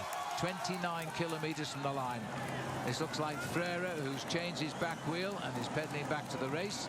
Unfortunate time to puncture, because he could well be winning the stage today. This is a typical finish for Oscar, who's a green jersey winner on this Tour de France in the past. There's the line of Flanders flag flying. The Walloon flag is flying. We're all set now for a big finish in Brussels. Well, this has been a very active race for those three at front. How much energy have they thrown out today? This is the Saint-Rambourg Cathedral. As we run up towards the line now.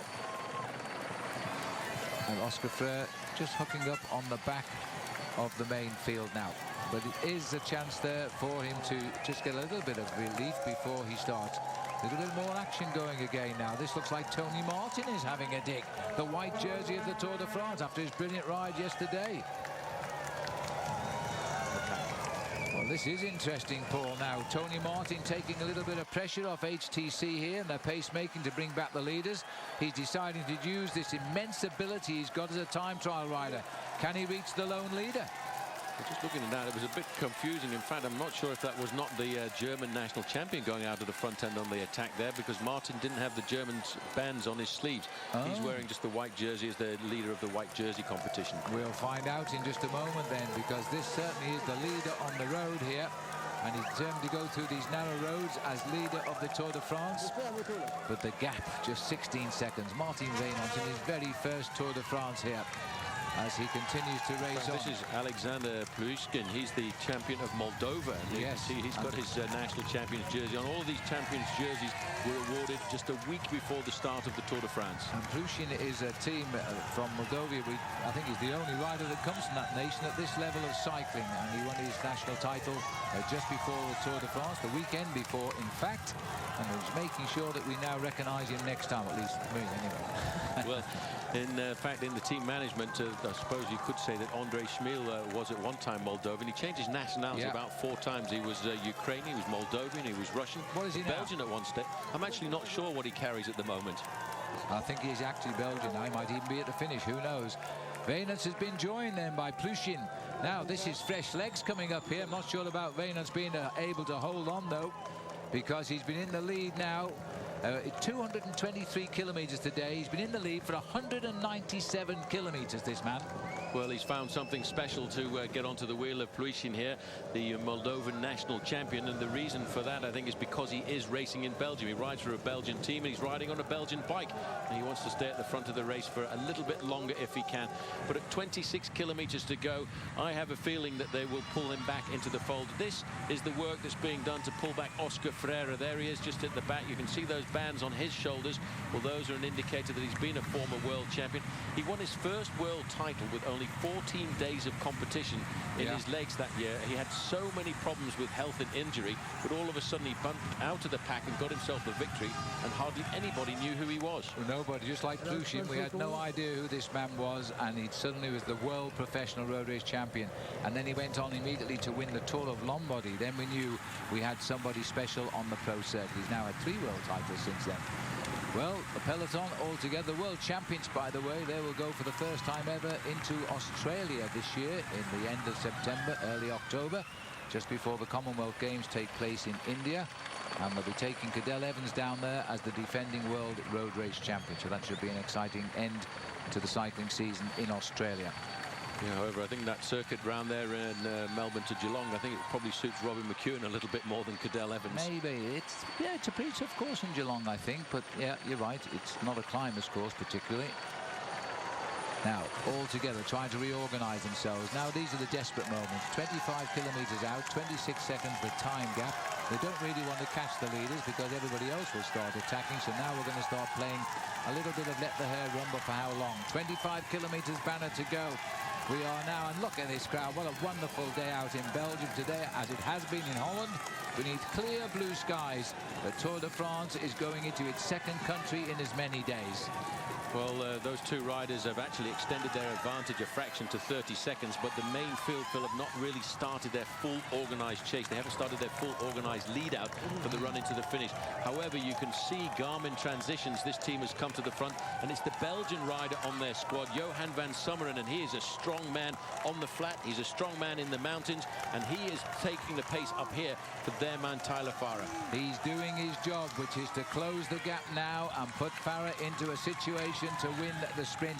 Other riders are alongside Farah to look after him once they close the gaps. But it's Johan's job now, and you can't do a better job than when you're on your own ground, your own soil. He's only ever won one serious race in his life, the Tour of Poland, a couple of years ago now, 3 years I think it is. But he is a big helper on the big teams. These are the two leaders now. Plushin is finding his...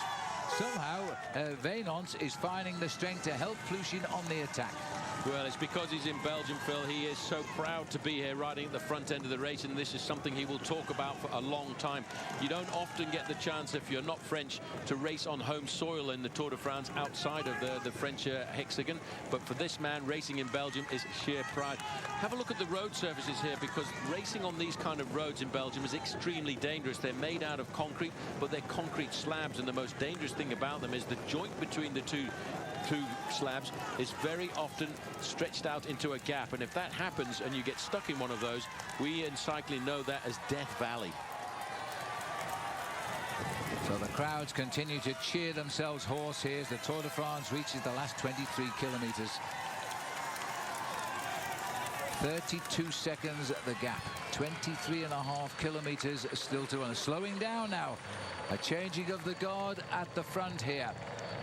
It's gone out a little bit straight away as they slow down now. Everybody now will try to bring this race together. One man's being extremely defiant, and he's been joined now by the road race champion of no less than Moldavia on the attack. We'll take a break. Thank you, Heat Oven. Welcome back to the Tour de France, and don't forget to join in our Fans Fantasy Cycling, because it's back with the Progressive Fantasy Cycling Challenge. You could win a VI trip to next year's Tour de France, and there are great prizes in addition. Pick your teams of tour riders, get familiar with the game, and then the official phase begins with stage 3, and then you can sign up at versus.com/progressive. That's a competition which we're all taking part in. I'm not doing very well at the moment. You'll probably do better. Let's catch up with Robbie Ventura on the finish line. I chatted with two of the greatest Belgian finishers in Johan Museeuw and Tom Boonen this morning. Both of them agreed. This course is significantly harder than it looks on paper. The twisty-turny rough roads, as well as the crosswinds, and this uphill 2-kilometer finish is going to drain the tanks of some of these sprinters. And let me tell you, the sprint itself, uphill, slight crosswind, it's all about horsepower. With no turns, acceleration means nothing today. We're going to be treated to a good old-fashioned drag race. The rider with a full tank of gas and a big motor is going to bring it home here in Brussels. Thanks very much, Robbie. Yes, that's the little slope up to the line. It could spoil somebody's sprint finish today. It's a long way to judge it right.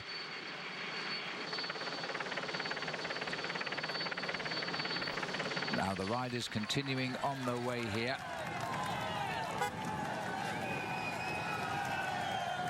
Well, we've just this second passed under 20 kilometres from the finish now. These two boys are still away. Alexander Plushin in his first Tour de France. Two rookies now lead the Tour de France towards the finishing line. And they're suddenly learning that there's a lot of people love the sport of cycling in Europe, and that is for sure here. as they cheer them away. Now we're into the suburbs of Brussels in many ways. We have to circumnavigate the outside of the city and get in towards the finishing line. These are the wide boulevards now. They can be seen for much of the way.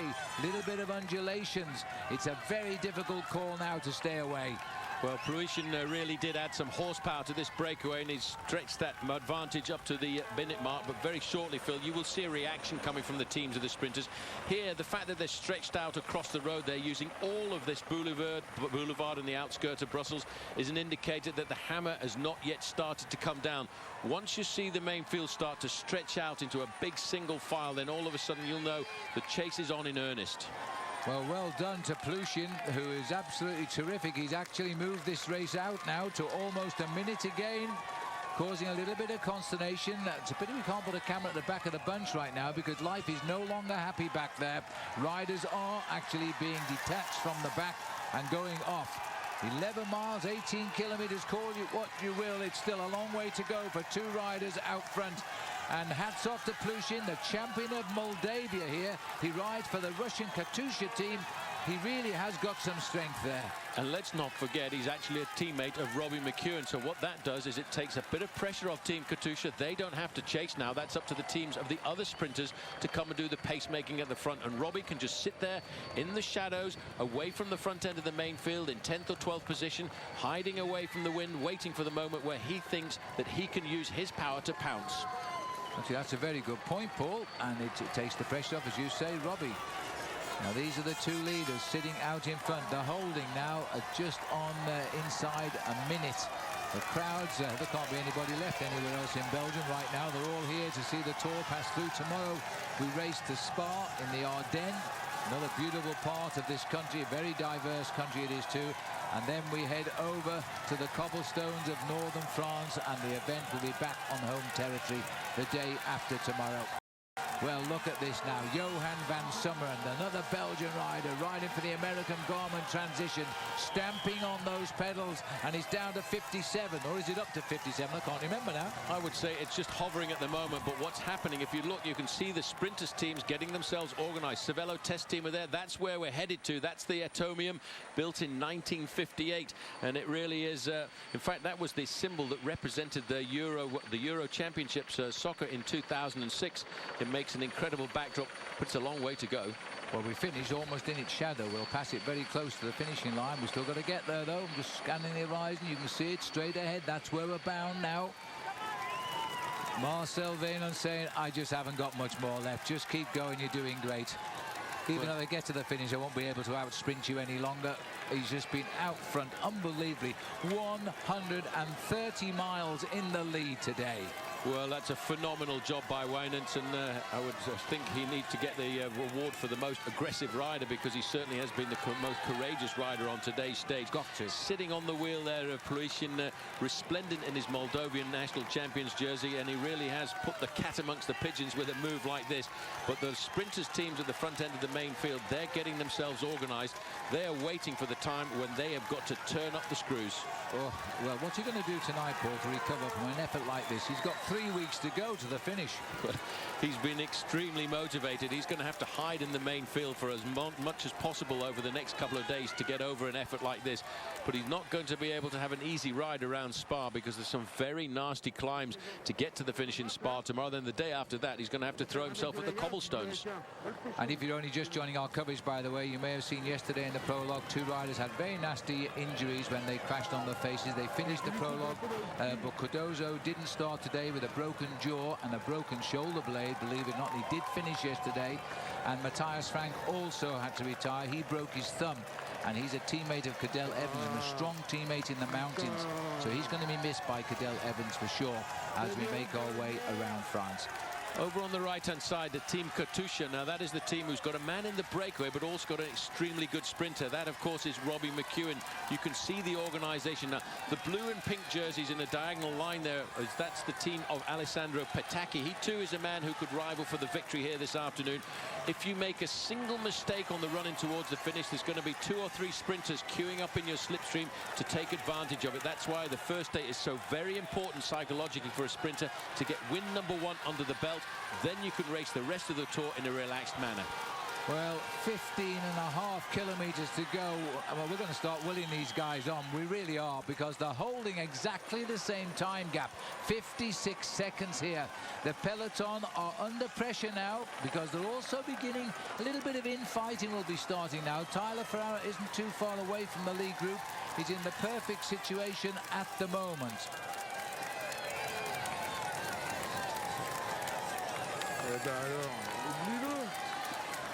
57 seconds, the gap, as we continue. They've added a second here now as we continue this pursuit. Now look at these long straight roads. We need to get out of sight. That must be the 15 kilometres to go banner for them. It is. And they've been away now together for over 10 kilometres. 15 kilometres left to ride of 223, and the man in blue has been at the head of the race throughout the day. He's never seen the peloton since the moment they started in Rotterdam. It's an outstanding performance, but will he pay tomorrow? He's got to get to bed early tonight, have a good massage, sleep as best he can, and shake the lactic acid out very early on tomorrow. 54 seconds at 55 as I speak. It's switching up and down. The Lamprey boys are bringing their players into it now in the mauve jerseys. Everybody wants a slice of the action, as HTC Columbia of Mark Cavendish also moving up to the front. Well, we are sitting just at 10 miles from the finish. We'll take another break, but that'll be it. Then you'll stay with us until we cross the finishing line in Brussels. Will it be a battle of the sprinters? Who knows? We'll see in a moment.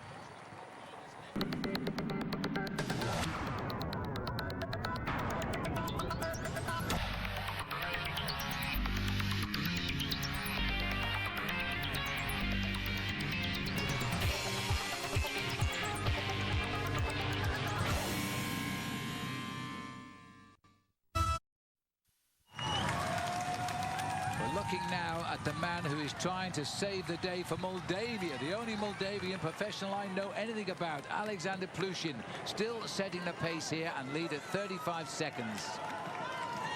35 seconds, that's all Plushin, and let me not forget the hero of the day, Martin Winans, have over the field. We are 12 kilometres from the finish, so Winans has been in the lead today for 210 kilometres. That is a long way in the saddle, and he's going to have a very sore body tonight, and he will certainly be looking for an early shower once he gets to the finish line, but he's hoping to survive with just 30 seconds and 12 kilometres to go. The main field still haven't turned on the anger at the front end. They've got this race, I think, as far as they're concerned, pretty much under control. On these long, straight, wide open roads, they can judge the distance of the leading breakaway from themselves and know just exactly how much pressure they need to put into their pedaling to catch them at exactly the right time. Well, the town of Mesa, Eddie Merckx's hometown, is ready. The brass band is out, by the way. They've been playing Happy Birthday half the day in the village here in honour of his 65th, which was last month. There's the gap, 35 seconds to go. That's all the gap is, 24 they're saying here. The blackboard now loses time by catching up with the leaders and going back and telling the riders. Well, let's see. Let's pop back into Brian Holmes' team car. He's told us everything so far. Now, are they listening to him? We'll find out. Okay, gentlemen, it's about time everybody move up to the front now. Okay, everybody move up to the front now. And everybody gonna stay together. Okay, it's about time everybody moving up and stay together at the front. Oh boy, it's tough. You're suffering, isn't it? The boss is holding up the front now, and just look at that. They are listening, aren't they? The whole of HTC Columbia have got themselves on the front for one man, Mark Cavendish, and the job now is to stop this breakaway and close it down.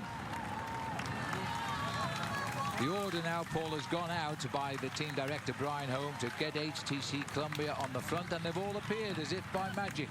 Well, that is the magic of the radio. I know you don't like it all of the time, but sometimes it takes a little bit of a word from the team manager to encourage the guys to do what is necessary at this point. There you can see the two leaders, only 15 seconds, and Team HTC Columbia have now got the power to control this race over 10 kilometers. The reason they were holding back was because they wanted to make sure they had as much firepower as possible running into the last 5 kilometers, 3 kilometers, and even to the final kilometer of the race. For them, it's extremely extremely important to have big firepower in the last kilometre for Cavendish. Well, the grandstand finish looks as though it's all coming together in Eddie Merckx's hometown here, because they're now just 15 seconds to the good, and they still have 10 kilometres or 6 miles to finish. Mark Cavendish sitting there on the tail of the HTC Columbia train, which is that diagonal line across the road. And HTC Columbia know they've got it all to do for him, because this year there are other teams who can be as well organised if they get the chance, particularly Garmin Transitions. They will look for David Miller here, if he's not hurt after his crash earlier today, to look after Tyler Farrar. Now, you'll pick Miller out pretty easily because he wears the green jersey at the moment in the race. Well, the two leaders around this corner, you see that. You see how precarious these roads can be in Belgium. Sometimes they're very nasty indeed. There's the banner indicating just 10 kilometres, 6.2 miles to go to the finish. Plushin looking over his shoulder. He can't yet see the main field, but here they come. Well, look at this now. They're making the turn. I'm watching carefully down the bunch to make sure they all make it. It's a terrific sharp left-hand bend. The crowd is incredible here in Belgium. The Tour de France should start on foreign soil every year, I think, because the foreign people do seem to love this race when it comes out of France. This is the back of the peloton. This is the drive at the front now as they try to put the missile into the tube as they continue to come under 10 kilometres to go now. HTC Columbia, we're looking at a team, it's only been in being for 2.5 years, and during that time they've won 350 races. They really have been phenomenal, whether it's been the professional level of the sport for men or whether it's been the women's sport. The women's level of the sport as well. They have been extremely dominant, and it's because of their organisational skills, because of their dedication to each other. They've got a great lead-out train, but you know, Tyler Farrar's got two very good sprinters to lead him out as well, because over the last kilometre or so, he'll be able to rely on the South African Robbie Hunter, and then the Kiwi Julian Dean will be the man hoping to launch the American into an assault to beat Mark Cavendish to the line. And let's not forget, if either of those two riders make a mistake, there's a lot of other sprinters queuing up behind them. Well, let's take a moment's silence here, because it is sad to see the capture, particularly of Martin Vainant, but it's now going to happen before they set sight the 5 kilometre banner, with about 8.5 kilometres to go, and the catch is made. What an incredible break. 215 kilometres in the lead for Martin Vainant, and the field is now all together. The sprinters are going to have their moment. There is Tony Martin with the white jersey on the left-hand side there and the white helmet. He's moving forward for HTC Columbia. The blue and pink jersey on the right-hand side, that now is going to be for Team Lampre, and that, of course, is for Alessandro Patacchi. There's a lot of riders up here for Cervelo Test Team. They will be looking after Thor Hushovd. You can see all the jerseys now getting themselves together, getting themselves nice and organised, because they know they're inside of 8 kilometres to go, and that's not much more than 9 minutes left of effort after almost 5.5 hours in the saddle. You can feel the energy outpouring from the peloton now. Nervous energy is what I'm actually referring to, because those heads are twisting in every direction to see where are the sprinters, who is helping them, who is moving to the front, to try and work out the calculations. The mauve jerseys there are for the two sprinters, Bole and Patacchi. The white jerseys now of Cervelo, they are looking for Thor Hushovd to take him to the line. Well, the blue and white jerseys of Milram, they're looking after Gerard Cholek. All of the big sprinters now are getting excited. They're moving up to the front end of the main field. They're waiting for the moment to start the final charge for the line, but they don't want to go too soon, because they want to make sure that they can place their sprinters in an ideal position and leave them with only 300 or 400 metres of effort left to do. Well, this is not the moment for the nervous. Take a look down at that peloton. These riders now will be virtually leaning on one another's shoulders here. If you're at the back, it is very, very difficult to move through the traffic to get to the front. And the reason they keep the pace high is to stop anybody sprinting off the front of the pack. They don't want attacks now. They want the sprinters to come home to the finish in Brussels and take it out. I notice Katusha moving up. They'll be looking after Robbie McEwen. Robbie McEwen has won on this same boulevard on 4 occasions when he's won Paris-Brussels. In fact, he's won Paris-Brussels on 5 occasions. The other time it finished somewhere else. He knows this finish. He knows it to perfection. He knows exactly how to race. The other riders, the younger riders like Farah and, of course, like Mark Cavendish, they don't know it quite as well as Robbie McEwen. McEwen actually came here a couple of days ago, Phil, before he moved up to Rotterdam, just to check it out and make sure he remembered exactly where it was. He wants to know where every stone is, every crack. He wants to win this and show the rest of the world that he's still the great sprinter that he always was. Well, he is, of course, getting a little bit old. There's the flag of France on top here of the Atomium in the capital of Belgium, Brussels. The whole peloton are using the whole wild road now. HTC on the left, but Garmin are also mixing it in with HT3. HTC, the light jerseys in the middle. They're Milram, as Paul said. They're racing for the German sprinter Cholik.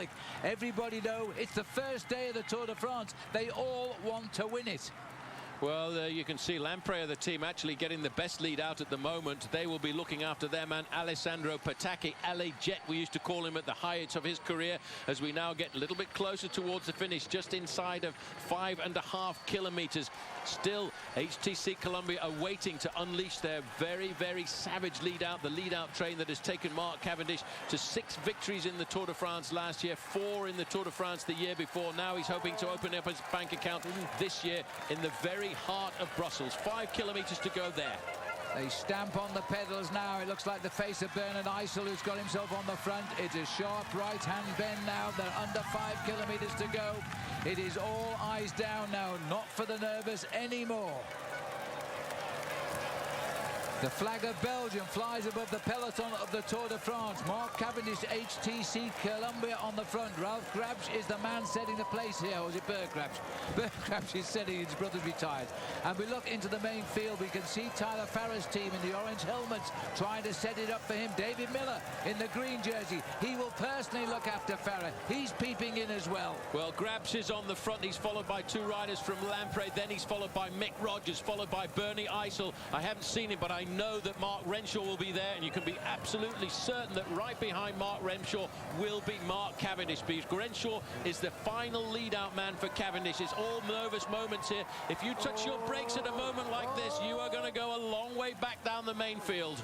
That was a bit of a wobbler for Grabsch, but he corrected it and he got himself back on course. Now we are just 2 kilometers away from this violent reverse hairpin bend as we come down a sweeping hill to make it. And look at the speed of these boys as Lamprey now tried to help out Alessandro Patacchi and Gregor Bole. Well, Alessandro Patacchi would dearly love to get himself a victory on stage 1. He won himself a victory of the Tour of Switzerland. Still waiting there, waiting for the right moment to pounce. Is HTC Columbia. They've done this so many times before. You know, Mark Cavendish has finished in the top 10 of stages of the Tour de France on 11 occasions. 10 of those were in victory. Well, he's a very confident man. If he doesn't think he can win, he won't even bother to go for it. But he'll be in the hunt today now. There can't be any doubt about that. Oscar Freire, he's the big danger to all the sprinters. He knows how to handle a finishing hill like today on the Rabobank squad. Looking down now, Thor Hushoff needs to move up. He's the rider in the red jersey. 2 teammates trying to move him out and move him up the line. Well, Gerard Cholik was right up there as well for Team Milram. Don't forget, he was a rider who went down very hard in that crash with Mark Cavendish. Henrik Hauser as well in the Tour of Switzerland. He will be looking for a bit of revenge. One man pulling off the front, and it's still HTC getting actually swamped away here. So Garmin now have come up to the front end of the main field. This is for Tyler Farrer. They know he's got the ability to win this afternoon.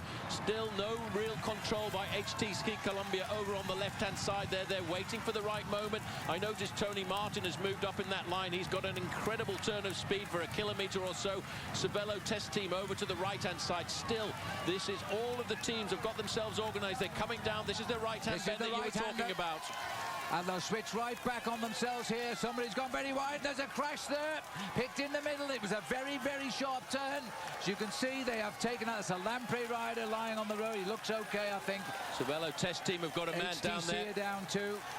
Well, there you can see that's what it's all about. The Lamprey rider went down pretty hard. I think that's Oscar Freire. It is Oscar Freire. He's not going to be up there in the sprint, and it looks like Jeremy Hunt. Jeremy Hunt, one of the sprinters riding his first Tour de France from the UK, also down there. And there was no HTC rider.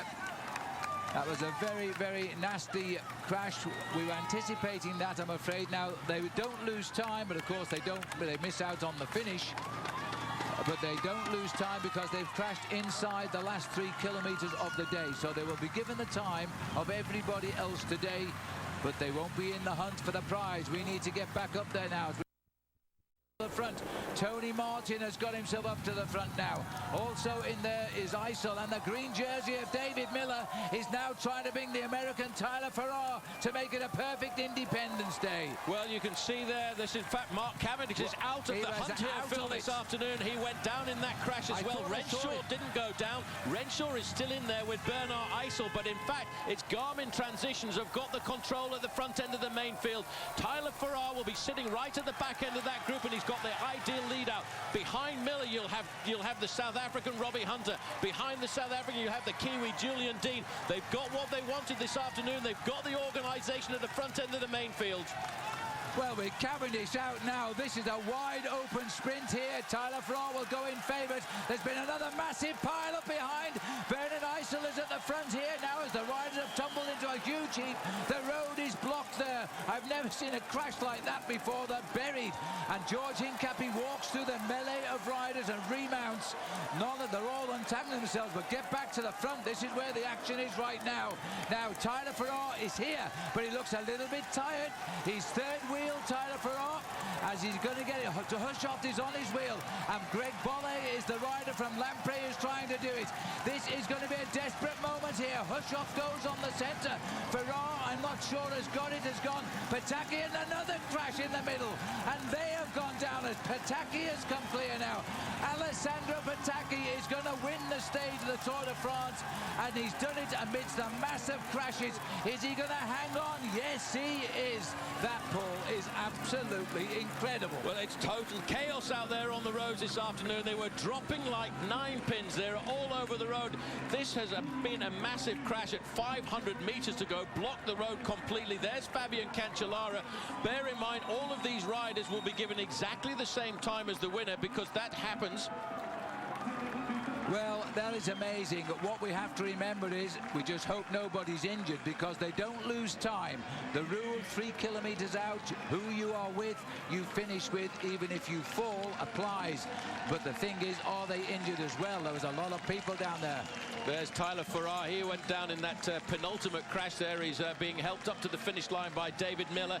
So Renshaw held on there for second place, just ahead of Thor Hushoff. But what chaos. Rarely have we seen chaos like that. I can't see Lance Armstrong, but I'm sure he's in there. I haven't seen Levi Leipheimer, but I have seen Fabian Cancellara just picking his way through the chaos.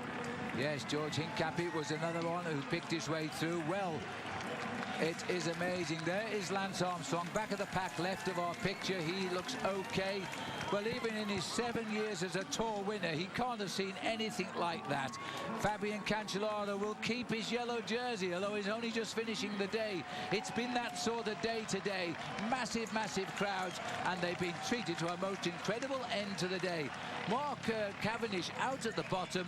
He'll be hearing on the public address now that Farrar didn't win, which will be a big surprise. Where is he? He was also in the crash, and his teammate, Cavendish's teammate Renshaw, has taken second place. But Alessandro Pataki, now he won a stage not long ago, and I think it was in the Tour of Slovenia, Paul, where the crashes spoil the day. Tour of Switzerland. Tour of Switzerland, I wasn't there. Tour of Switzerland, and Pataki then made the benefit of a multi-crash in the finish, and he's done it again. Unbelievable. Well, he had to keep himself out of danger and out of trouble, and he was hovering there all of the time, waiting for the right moment. He was ideally placed. His teammates looked after him. There is the yellow jersey, and that yellow jersey will remain on the shoulders of Fabian Cancellara. And just crossing the line there over on the right-hand side, Tyler Farrar. He will rue the day, Phil, that he lost an ideal chance of getting himself his first stage victory at the Tour de France, because everything was ideal for him there, apart from the crashes. And this is Tony Martin coming in here. I'm wondering which one he was involved in. He looks okay as he rides also up towards the finish. There's Martin Vainans, the hero of the day, pedalling in.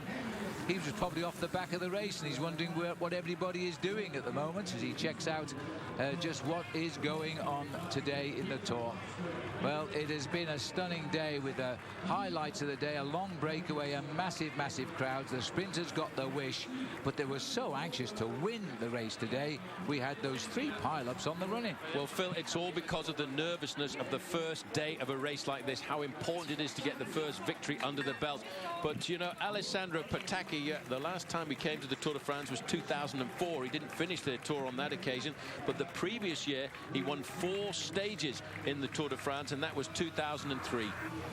Well, this is the run for the line by Alessandro Petacchi. He took advantage of all the melee, but he is a world-class sprinter. He's winning his 164th event of his career right now as Petacchi sprints towards the line. It was the 4th day of the Tour de Suisse when they all fell off, and he came out and won it himself. And on that occasion, he did say, well, I may not have won if they hadn't fallen off.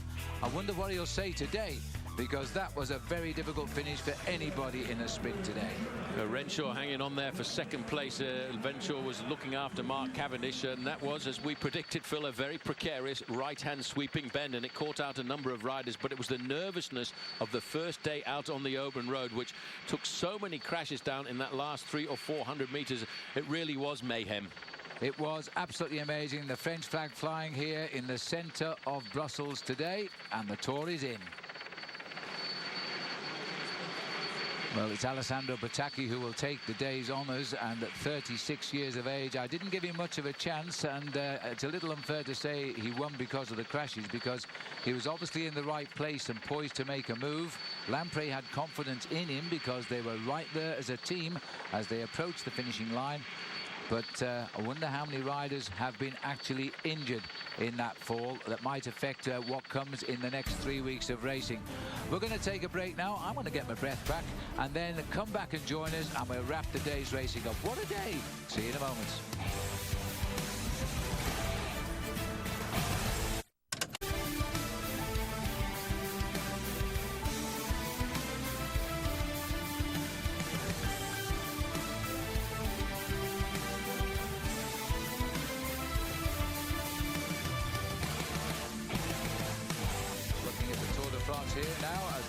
Continue to work out the results.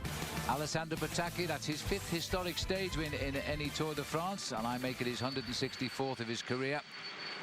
And it was a tremendous effort he put in there, and hats off to him, because it was anybody's guess who was going to come out of the mass of fallen riders in the approach to the finish today as they race up to Brussels. Now let's have a look then at the highlights of what turns out to be a crazy day. Well, it all started on the Erasmus Bridge, but in what seems like far off Rotterdam now, as the ribbon was cut and the riders started their long road.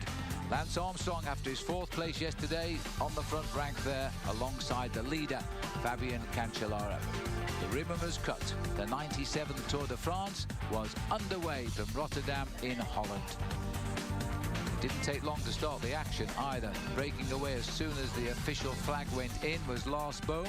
Straight after him was the Belgian rider Martin Veenons, and behind him the Spanish rider Alan Perez. They were on a mission. Meanwhile, Martin Mascant wasn't too worried about the breakaway. He was more interested in saying goodbye to his family. He's going away for 3 weeks now. Fabian Cancellara saying hello to Jean-Francois Pecheur, the course director, as he gets back into the peloton. Then the dog took a hand. There's always a dog on these roads somewhere in France, but I'm happy to tell you here in the Dutch road that dog was fine. But it left David Miller sat on the floor, and also Ivan Basso. At the first sprint, well, that was an anomaly. It wasn't a sprint at all. Lars Boom going over the line first, again ahead of Perez and Veenons. Basso was back at the team car, checking on his injuries on the fall, and he had a need of a change of shoe, I think. There was a problem there. The second sprint, they were sharing it around here. We just entered Belgium 100 meters ago, and then it was Veenons of Belgium taking the prize ahead of Perez and Bohm in 3rd place, where they led there by 2 minutes 40 seconds. Then we started a series of crashes as riders weren't making the bends at all amidst this huge crowd. I'm sure this one was probably caused by the crowd getting a little bit close to the road, the grandstand site of the crash. Then came the attack from the leading 3 when the gap was almost closed on the small cobblestones outside of Brussels. The Belgian Veenons put in a lone bid. He got the gap, and then he was chased down by Alexander Plushin, the champion of Moldavia. The extra pair of, dare I say it, fresh legs, I'm sure, were most welcome. The rider who had been out in front since the minute this race had begun. Flag of America flying high in Belgium on Independence Day. As they're almost coming to grief here on the bend was Plushin, but he managed to find his brakes are pretty effective and stayed well clear of the field. The catch coming at just on 8 kilometers from the finish. What a long day in the saddle it was for Martin Weenens. Field all together, but they didn't know and could not be aware that they were in for a real hassle now as the race approached the finish. 2 kilometers out, the right-hand bend we were afraid of. Bang! Jeremy Hunt is down, Mark Cavendish is down. So too were other riders, including Oscar Freire. Their day of winning the sprint was over. But they must have thought that was the end of it, because now it was more or less a straight run up to the finish. But can you believe there's Mark Cavendish? A wry smile on his face. It happens, and that's the way it is. Bernard Eisel at the front of the peloton here now, still trying to get something out of this. A new sprinter on the block, and then they started falling again inside the last kilometre. This crash was amazing. It completely blocked the road and they couldn't untangle the mess. Then another touch of wheel right in the centre of the race, racing for the line. As Pataki suddenly found his legs, Mark Renshaw, the man that led Mark Cavendish to the victory on the Champs-Élysées a year ago, could not take it for himself this time around. Pataki, at 36 years of age, was the winner of the stage. Lance Armstrong, okay, but stopped with the crash like virtually everybody that matters. Fabian Cancellara, okay, stopped though by the crashes. Everybody taking the same time today. Let's have a look at the stage results then. Everybody, as I say, given the same time. But it wasn't Mauro D'Adolto, it was in fact Alessandro Pataki. As we're looking here at the Lamprey team being given 1, 2, 3. I'm not too sure this is the right result, but it couldn't be the right result. Renshaw was certainly second, so we'll have to ignore that one for the moment because Hushoff was in third place. This is what happens when the computers and not humans do the results, I'm afraid. We'll check up on that, but let's have a look now at the podium because here is Alessandro Pataki. Well, there he is, all smiles, Paul. He's got to be surprised, even though we know he's a great sprinter. Well, as a sprinter, you've always got to expect the unexpected. That's all I can say. Alessandro Pataki receives the kisses. As I say, I reckon it's his 164th win. More importantly, it's his 5th stage win in the Tour de France. And it's come ahead of the carnage he's left behind here today. But what a start for the Lamprey team. And one of the oldest men in the race, I have to say, because in January, he will be 37 years of age. Well, it seems as if some of the older boys of the sport now are starting to nurture their successes. That's the Grote Platz in the heart of Brussels, not too far away from where we are. Again, a very important central touristic part of Brussels. But for Pataki, Phil, that is a phenomenal victory there, as he's congratulated there by Prince Albert. But for Pataki, it's a return to the years of 2003 and 4 when he was the predominant sprinter. We used to call him in those days Alley Jet. He was such a phenomenal sprinter, and he won that stage, Phil, I would say, with the same power and the same force as he used to win 5 and 6 years ago. Poor old Mark Renshaw in second there, suddenly promoted to the man who's supposed to win for HTC Columbia. Found that Alley Jet was a little bit too quick for him today. Well, as we look out here from this beautiful Atonium, let's have a look at the Road ID ride of the day. And it is the winner today, Alessandro Pataki, who at nearly 37 years of age dodges all the mines which were placed along the finishing straight to produce an extremely strong sprint finish here. Nobody was going to get over him, but he was relieved when the finishing line did come, because right on his heel there was Mark Renshaw. Couldn't quite get past him. All of the sprinters' rhythms totally disrupted by the sprint today. Now, if you want to be a winner just like Alessandro, then head on over to roadid.com/TDF. You'll have a chance there to win over $13,000 in prizes, including a 2011 Trek Madon. Now, that's worth it, isn't it? We gaze out here across. Let's get back down there. The yellow jersey to be presented to yesterday's winner, Fabien Cancellara. Le plus prestigieux champion cycliste de tous les temps, Eddy Merckx. Well, Eddy Merckx on the right here, with pride in his own country of Brussels. He's seen the race pass through his hometown today. This great man who's just 65 years of age. I've forgotten, I've actually lost count. I think it's 94 yellow jerseys Eddie's got, or more. Is it more? He's got a lot more than anybody else, whether it's stage victories, Phil, whether it's yellow jerseys. He did it everything in the sport. He was the greatest cyclist of all time. But what is Fabien Cancellara thinking about? Because what he's wondering is tomorrow he has got to try and get his body over the Côte de Stocker. He's got to try and get his body over the Côte de Rosier, and he really wants to keep this yellow jersey all the way down to the cobblestones on the outskirts of the forest of Arenberg. He and his team are going to have a very hard race tomorrow, because tomorrow the race could split up quite dramatically on the circuit around Spa. And the King of Belgium here warmly shaking the hands of Cancellara, and Eddie doing the interpretation as well, as the confirmation of Cancellara, the leader of the Tour. Well, as we continue to gaze out across Brussels, it's now time to confirm the Michelob Ultra overall standings of the Tour de France at the end of day 2. The same margins apply that they got in yesterday's time trial because of those crashes. Everybody given the same time today. Tony Martin is still 10 seconds off. Miller 20. Armstrong holds 4th. Geraint Thomas holds 5th place, 23 seconds down. Alberto Contador, still 5 seconds between him and Armstrong, as a matter of fact. Tyler Farrar holds 7th place today. Leipheimer 8th. They're down to the top 10, completed by Linus Gerdemann. Let's have a look now at the green jersey. Well, he got 35 points for the win, so he's going to pull on the green jersey. Yes, he's going to wear that with pride, I would say, on the road down towards Spa, but I'm not sure that Alessandro Petacchi will be duking it out for victory tomorrow, Phil, because there's a very tortuous route around Spa, and that climb of the Côte de Stocker is one that I think will put a little bit of fear and trepidations into the hearts of a lot of the bike riders in this race, because not only is it a steep climb, it's an extremely narrow climb, and at the top of there's in fact a statue to Eddy Merckx, which he's not very happy about. He said, you only put statues up for people who've died, and I'm still very much alive. Well, we shouldn't remind Alessandro Petacchi, he once retired from the Tour de France when he was wearing the green jersey as points leader. He just couldn't handle the big climbs at all. So Alessandro Petacchi, the man who will be wearing the green jersey, there still isn't, strangely enough, a King of the Mountains jersey to be awarded, but that will be awarded tomorrow. We haven't yet had a mountain or a hill to talk of in the Tour de France. It's been completely flat since we left Rotterdam. That's right, no King of the Mountains, but there will be tomorrow. So what we're going to do now is, as the riders are limped in various states of array, well, we're going to take a break, and then we're going to try and catch up with Tyler Farrar, because I reckon there'll be some great stories out there, and he'll be the man to tell us exactly what happened in those last kilometres of the day, because my goodness me, he had a bird's eye view. Look at him in the centre there as he dodges the fall. Tyler Farrar straight after this break. We'll see you in a moment.